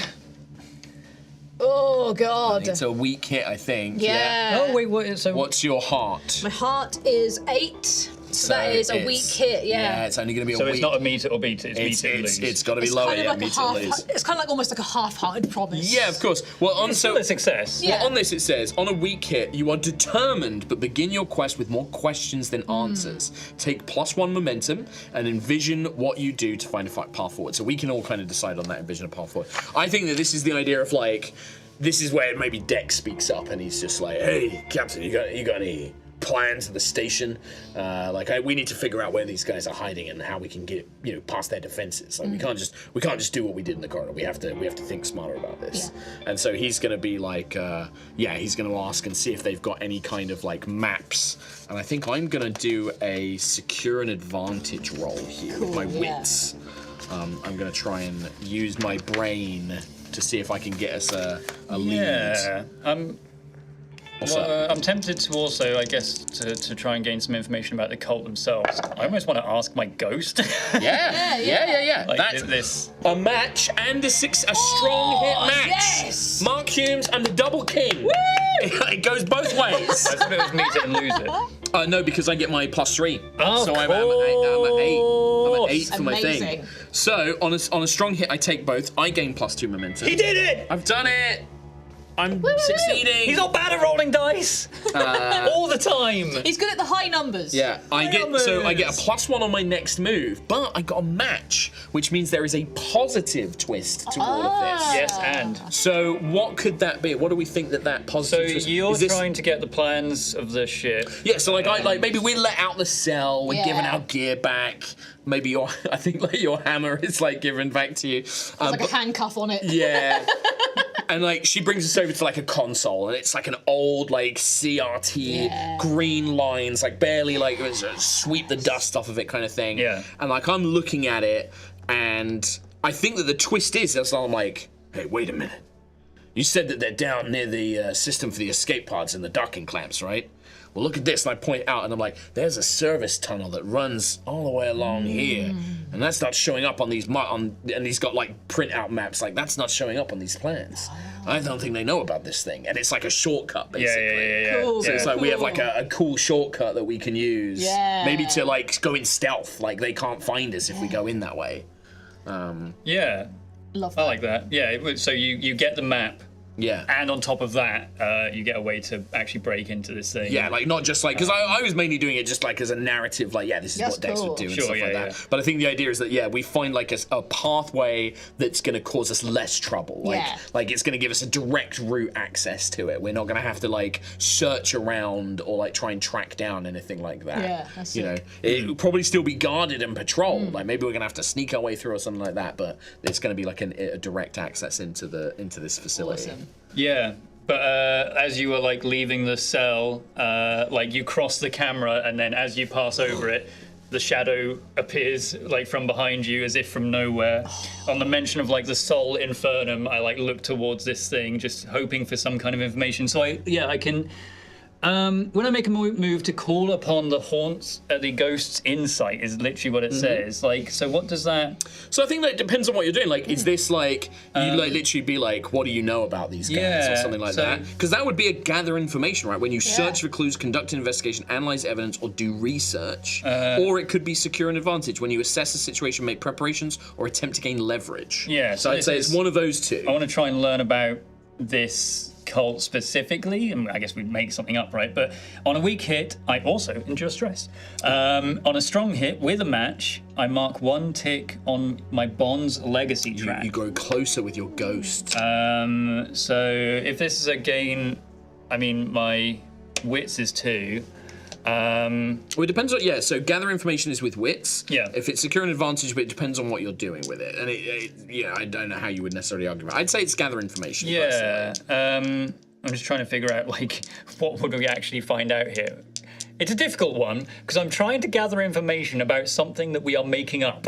Like, when did they start, or like how long have they been operating? Or Yeah. can you sense like any other energy, or like, is there, Yeah. can you sense supernatural power here? Yeah. Or I You know, wonder if, like, And like your ghost is like, I can feel them below, or something like that. if like it sort of emerges from the shadows and almost twists its form into like hundreds of different people before like landing on the visage of one of these cult members or something like that. Yeah. And I see like exactly what they might look like, and it's just this burned flesh like robe Like the dude. ghouls in like Fallout.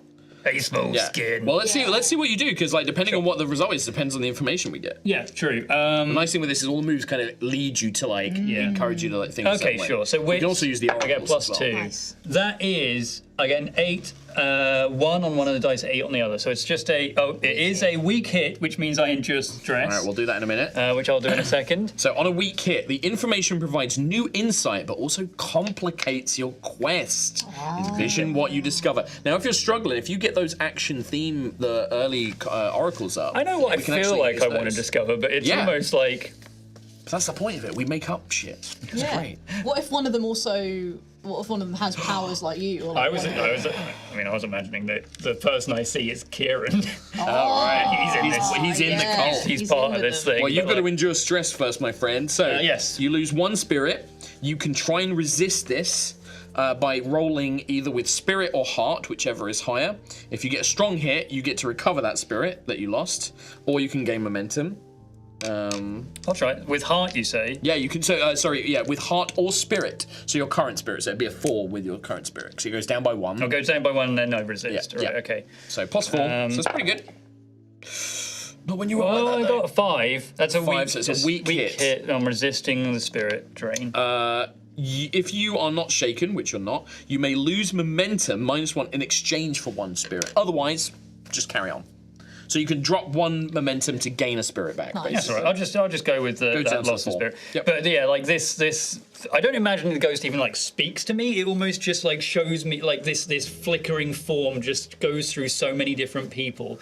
I mean, that would be a huge complication to our shit that we've got to do. If he's a member of the cult. It would be a massive complication. Yeah. Right? So is that too much of a complication? I don't know. What do we think? I'm happy to go I'm because good with that. the reason we want to find Kieran is because he has our shit. He owes our shit. Right. So Maybe shit, like yeah. We don't need him alive. No. We just need to know where our shit is. Yeah, so maybe like the ghost kind of flickers to this visage of what it would imagine, or what it, I guess it knows what this soul infernum sort of person would look like, and it's this scarred figure. Then it flicks into a And vision. Kieran is scarred as part of one That's of his true, character things. but maybe we know it flicks to what I know Kieran to have previously looked like. Yeah. and then it flicks to like Kieran with like the burned flesh and robes. So and maybe the he's cult not sort of- member of the cult. Well, maybe he's in the process. Maybe they're trying to convert him and he's been brainwashed or something Yeah, like so that. it's almost sending that message through, just transforming its own visage into. He thinks converting will cure him. Yes, this is another one of his methods. Yeah. It's like he's Fucking tried it- everything. Like this is like this last ditch attempt. attempt. So The only way to cure his rock heart is by harvesting soul ghosts. Yeah. Yeah. Fucking idiot. Yeah. And did you take your +1 momentum from getting your weak hit there? as well? Yes. Okay. Yeah. Very nice. 7 momentum. Holy shit. Sick. Very cool. Well, we now have 2 quests that are ongoing, Which we have now linked together. which we have linked together, which is Yeah. great. It's very Find cool. Kieran, get our money, get out of the system is Yeah. our overarching quest. But we and also then- need to disable this security lockdown or whatever they've enabled. We are now on a ship that Yeah. is locked down by the Sol Infernum cult. Yeah. So cool. And we did this in 3 hours? Yeah. So much fucking story here. I did. It's Jesus great, Christ. right? I mean, like, and also, like, and I think that's sort of like that's episode 1, right? Of like of the show. Oh, it's like that's the cliffhanger ending. Like Yeah. the ghost, then suddenly Kieran in the robes. What's the name of the cult? Sol Infernum. Is that what we call this adventure? Sol Infernum. Sol Infernum? Or yeah, like the disaster on Sepulchre or something like that, or like something like that. Like What was the? Did we name the space station? Guys, I know this. The entire like the space station is is the the settlement, and Sepulchre. it's called it's is called the like either Sepulchre. the Sepulchre or Sepulchre. Yeah. I like the idea of it being called the Sepulchre. Yeah. Yeah, like yeah, it's yeah, called yeah. the Sepulchre. But yeah, I think that this is like, so basically we get let out the cell. Fucking Quint gets his like pistols and armor, and you've big got your get ready hammer. montage. And this is like, right, we found the map. in. We like go to like, we go to like a vent. Like you get out tools. Yeah. Ba-dunk.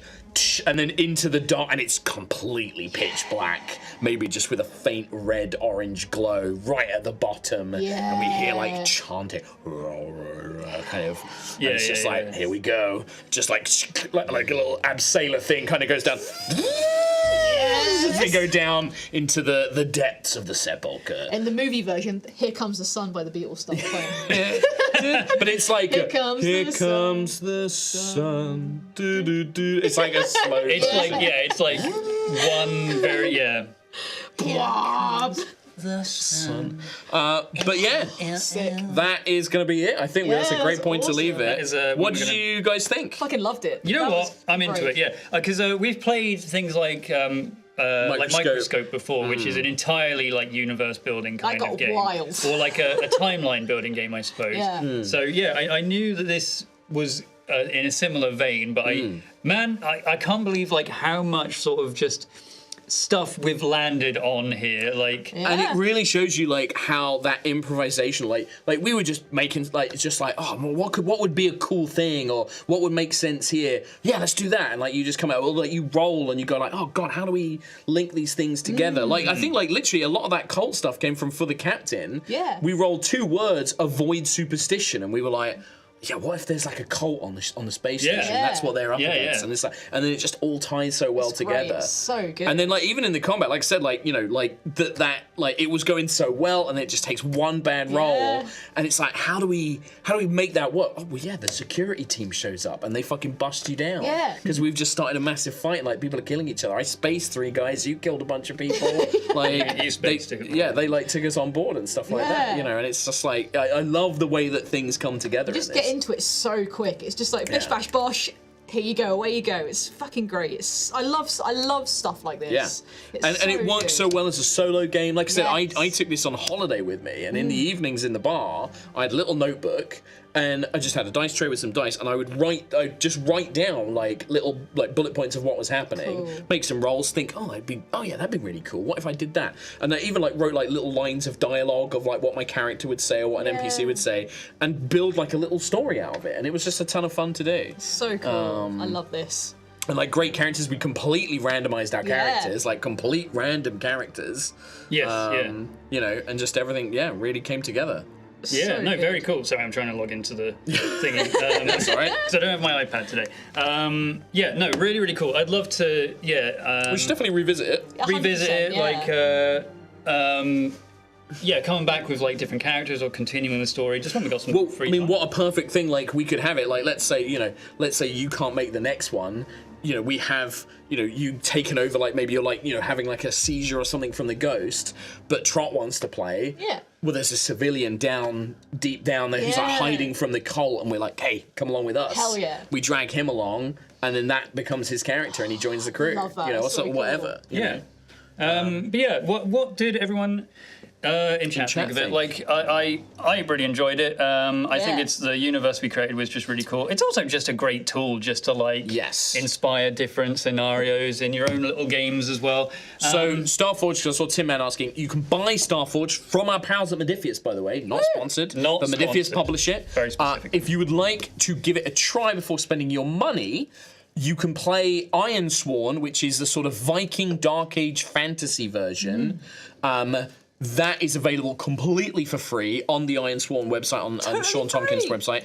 I'd also, not to plug another creator, but there's a great guy, Trevor Duvall, who does a channel called Me, Myself, and Die, and he does all solo RPGs. Oh, nice. And he did a playthrough of Ironsworn. Great little watch. It's like 12 episodes. He's so excitable. Like he's like, oh, a strong hit, and he's like, oh, and then this happens, and we can have this, and he's so great to watch. Really, really fun. Recommend that one. There you go. But go and check out Ironsworn if you want to give this a go for free. But Starforged, I think there's also Sundered Sea, which is a pirate version, which is basically the same game but pirates. Very cool. Oh shit! Okay, cool. So yeah. Awesome. Yeah, no, a lot of fun. We'd love to try and play this one again. But yeah, thanks for joining us today. Hopefully that was good, Enjoyable. because I'm running it. But yeah, we just wanted to play like a little chill game just while people were out and busy and active. Yeah. But we will be back with Althea next week anyway. Yeah. Hopefully. We will. Yeah, be. let us know what you thought of that, and we'd be interested to see if you want to see more of it. I want to play more so. Let's if you pass me your account sheets and papers and stuff. Yes. I'll keep it all together. I want to do a quick Donny read though. All right, you do with that. big thanks to Radiant Fortitude, Put your cards. who donated £30. Thank you very much. Thank Greetings from Singapore. Started watching during the BG3 special, and am now nice. caught up with Erois and Althea. Oh my God! Whoa, You that sped is through those. Good job. yeah, speedy. We always excited to watch you live, even if it is 1 a.m. on Monday here. Right. You have been my company since I quit my dreadful job. Thank you for what you do. You're most welcome. Yeah. Thanks for your donation. Yeah, thank you. Thanks Appreciate it. Appreciate it. We had a message from Bearmunism. that says, "This is a great time, folks. Thank you. Really cool system and just lovely vibes with you all. Fuck AI and fuck you too. Love you. Also, I've eaten too much Tony's chocolate." That's not a bad thing. Fair enough. It's not a bad thing. It's not a bad thing, no. We had a message from Crispy, a half hundo. Christmas. Of course, the ever generous Crispy. Thanks. That says, "Thanks for streaming. Despite people being away, great to see another system and very entertaining overall." Yeah, that's the benefit of this system, I suppose, is that we're half down. We are half down right now, and we're still able to do something. Yeah. So, and I mean, you can play it solo. You can play it solo. So I literally did it on stream, and it was great. I'm gonna do some Ironsworn. I think that's You're gonna play some Ironsworn. I'm gonna do that. Yeah, looks like a really fun time. What if we all play some Ironsworn? We'll play some Ironsworn. Yeah. That's the thing, you can do. I've got to stop playing Infinite Nikki, dude. You do have to stop playing Infinity Nikki. I've got to stop. You've basically finished it. The nice thing with this is also if you do it on Roll20, like Ironsworn and that, they've got all the sheets are done and it tracks all the momentum and all the assets and stuff. Really easy to. That's why I did it when I did my solo stream. So really easy to do on like Roll20 as well. Well, I know. Yeah, that's me sold. I'm doing it. There's a message here from Heinebold. It's a half hundo. The ever generous Heinebold. Thanks. Thanks. I appreciate that. Craig's gonna sue my ass. I was going to say he's going to sue you. So it doesn't stream anymore. The message from Has he got time? oh yeah, the message from Heinebold says, I couldn't read the entirety of your shirt, but I wholeheartedly agree with the 2 lines that I could. Protect trans folks. Nice. Oh, Love that. I only saw protect on there. Yeah. Nice. Thank you so much, High Rollers, for sending this kind of message to our trans brothers and sisters in these worrying times. Of course. Yeah, always. Absolutely. Abso-fucking-lutely. It's a scary world right now. It is. Oh, I refreshed, and Why'd you everything do is that? gone. You silly boy. We had a message from Sun Tiger. Thank you very much. That says, thanks. That says the previous Ironsworn streams have been really cool, and this Starforged stream is no different. Really cool characters and setting that you rolled up. Things didn't go so well in the intro. It's fine. It's part of the game. First fucking roll. The worst possible roll. So funny. But it sure got interesting. Yeah, you fucking borfed it, dude.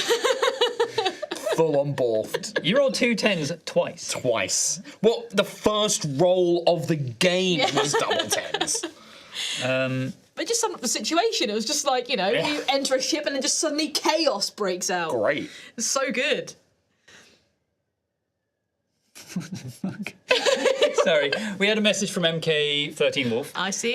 Who, by the way, happy birthday. Happy birthday, MK. Happy It's a bit birthday, late, MK. but yeah. Legend. Happy birthday. A couple of days ago, I think. Maybe 3 days ago. MK13 Wolf, I sent them my favourite joke as a birthday gift, which I'm sure you've all heard. You all have actually heard it. It's the 3 men and a genie. Yeah. One of them wishes for his arms to rotate. Fucking best joke. So good. Anyway, it's in the Discord if you want to read it. And in response, MK13 Wolf says, "Tom, I thank you for the joke for my birthday, and I return the favour. Genie, you have 3 wishes. Me, make firemen ugly. You got it. Instead of sliding down a pole, make them climb out of a well. Okay, granted. Take the big ladder off their truck and..." The genie then says, "Dude, what the fuck is your problem?" I don't get it, dude. I don't know where the punchline is. Where's the punchline, MK? I mean, it's similar to my genie joke. There's True. no good punchline, but it's fucking fabulous. There you go. There you go. Thanks, MK13. Never disappoints. Nope. Thank you to Niraj. He hates firemen. Oh, why does he hate firemen? Is that the entire joke? He just fucking hates firemen. Hates firemen. Yeah. You got 3 wishes. You can do anything. True. Make firemen ugly. It is pretty funny, actually. Nirakt, thank you for 5 gifted subs on Twitch. Colin, as always, thank you for 20 gifted memberships on YouTube, which thank is you, a Colin. lot. Thank you very much. Thanks, Cole. Lynn. And we also have a new other stuff section from Nightjar. I think this is in response to last donations when we said, some extra specials. I think Nightjar is on the lookout now for just some nice messages to add to the donations as well. And it was a message from Twitch chat today from Yvain. Yvain Neverlawn. For first time joining the stream. I've been playing D&D for a while, and I play an Empire LARP. The vibes here are immaculate, and I'm looking forward to tuning in more. Very good. Hey, Yvain, if you are still in chat, firstly, welcome. Secondly, stick around. Thirdly, who's your favourite character? Thanks. Thanks. If they've only ever seen Starforged, they won't know the other characters yet. Got you there. Join us for Althea. Yeah. But yeah, welcome and thank Welcome, you for everybody. joining. And anyone that new that has joined, welcome. If you've got a new membership or was gifted one, make sure you link your Discord for Patreon exclusive content. Yes. Yep. Always good. Of which there's a lot. And I hope you enjoyed Starforged. We'd love to play some more fun. if you enjoyed it. There will be normal high rolls next week. Yeah. The only difference is I might look a little different because depending on how long my subathon goes that I'm doing, true. I might look a little Hey, different. fucking promo that shit right now. No, well, starting tomorrow, Yeah. I'm starting a subathon. If you don't know what subathon is, it is basically every subscription, donation, or bits on my personal Twitch channel will add to the timer, and I'm doing a little special one because I'm calling it February. And as long as the time is going, I will be my other gender fluid self. So it's a lovely little it's quite honestly an excuse for me to do that and not have a reason to do it. So so if we get to Sunday, if the timer goes all the way to next Sunday, I'll be doing high rollers as other me. So yeah, that'll be a whole Grand thing. streaming event. Awesome. Yeah, it will be a grand streaming event. Twitch.tv/ High rollers D&D. Oh, as in my subathon, Sherlock Coombs _ So go and check that out. I'll be on my social media. I was like, why are you promoting in the channel? Yeah, indeed. Why? Sherlock Holmes, his Twitch channel. Sherlock Coombs _. Yes. Yeah. Don't Couldn't forget get the it. underscore. Yeah. It's literally. Or he lost it. Yeah. There you go. That's it. That's starting tomorrow. Starting tomorrow, 3 o'clock, and then depending if the timer gets to Sunday, I will look very differently on Sunday. If it doesn't get to Sunday, it'll just be me without a beard. Like now. So, that's it. All right. Yeah. Right. Yeah. Take care. Yeah. Thanks so much for joining us. Thank you very much. Hope you enjoyed Starforged. Go check it out. See you next time. Bye-bye. Bye.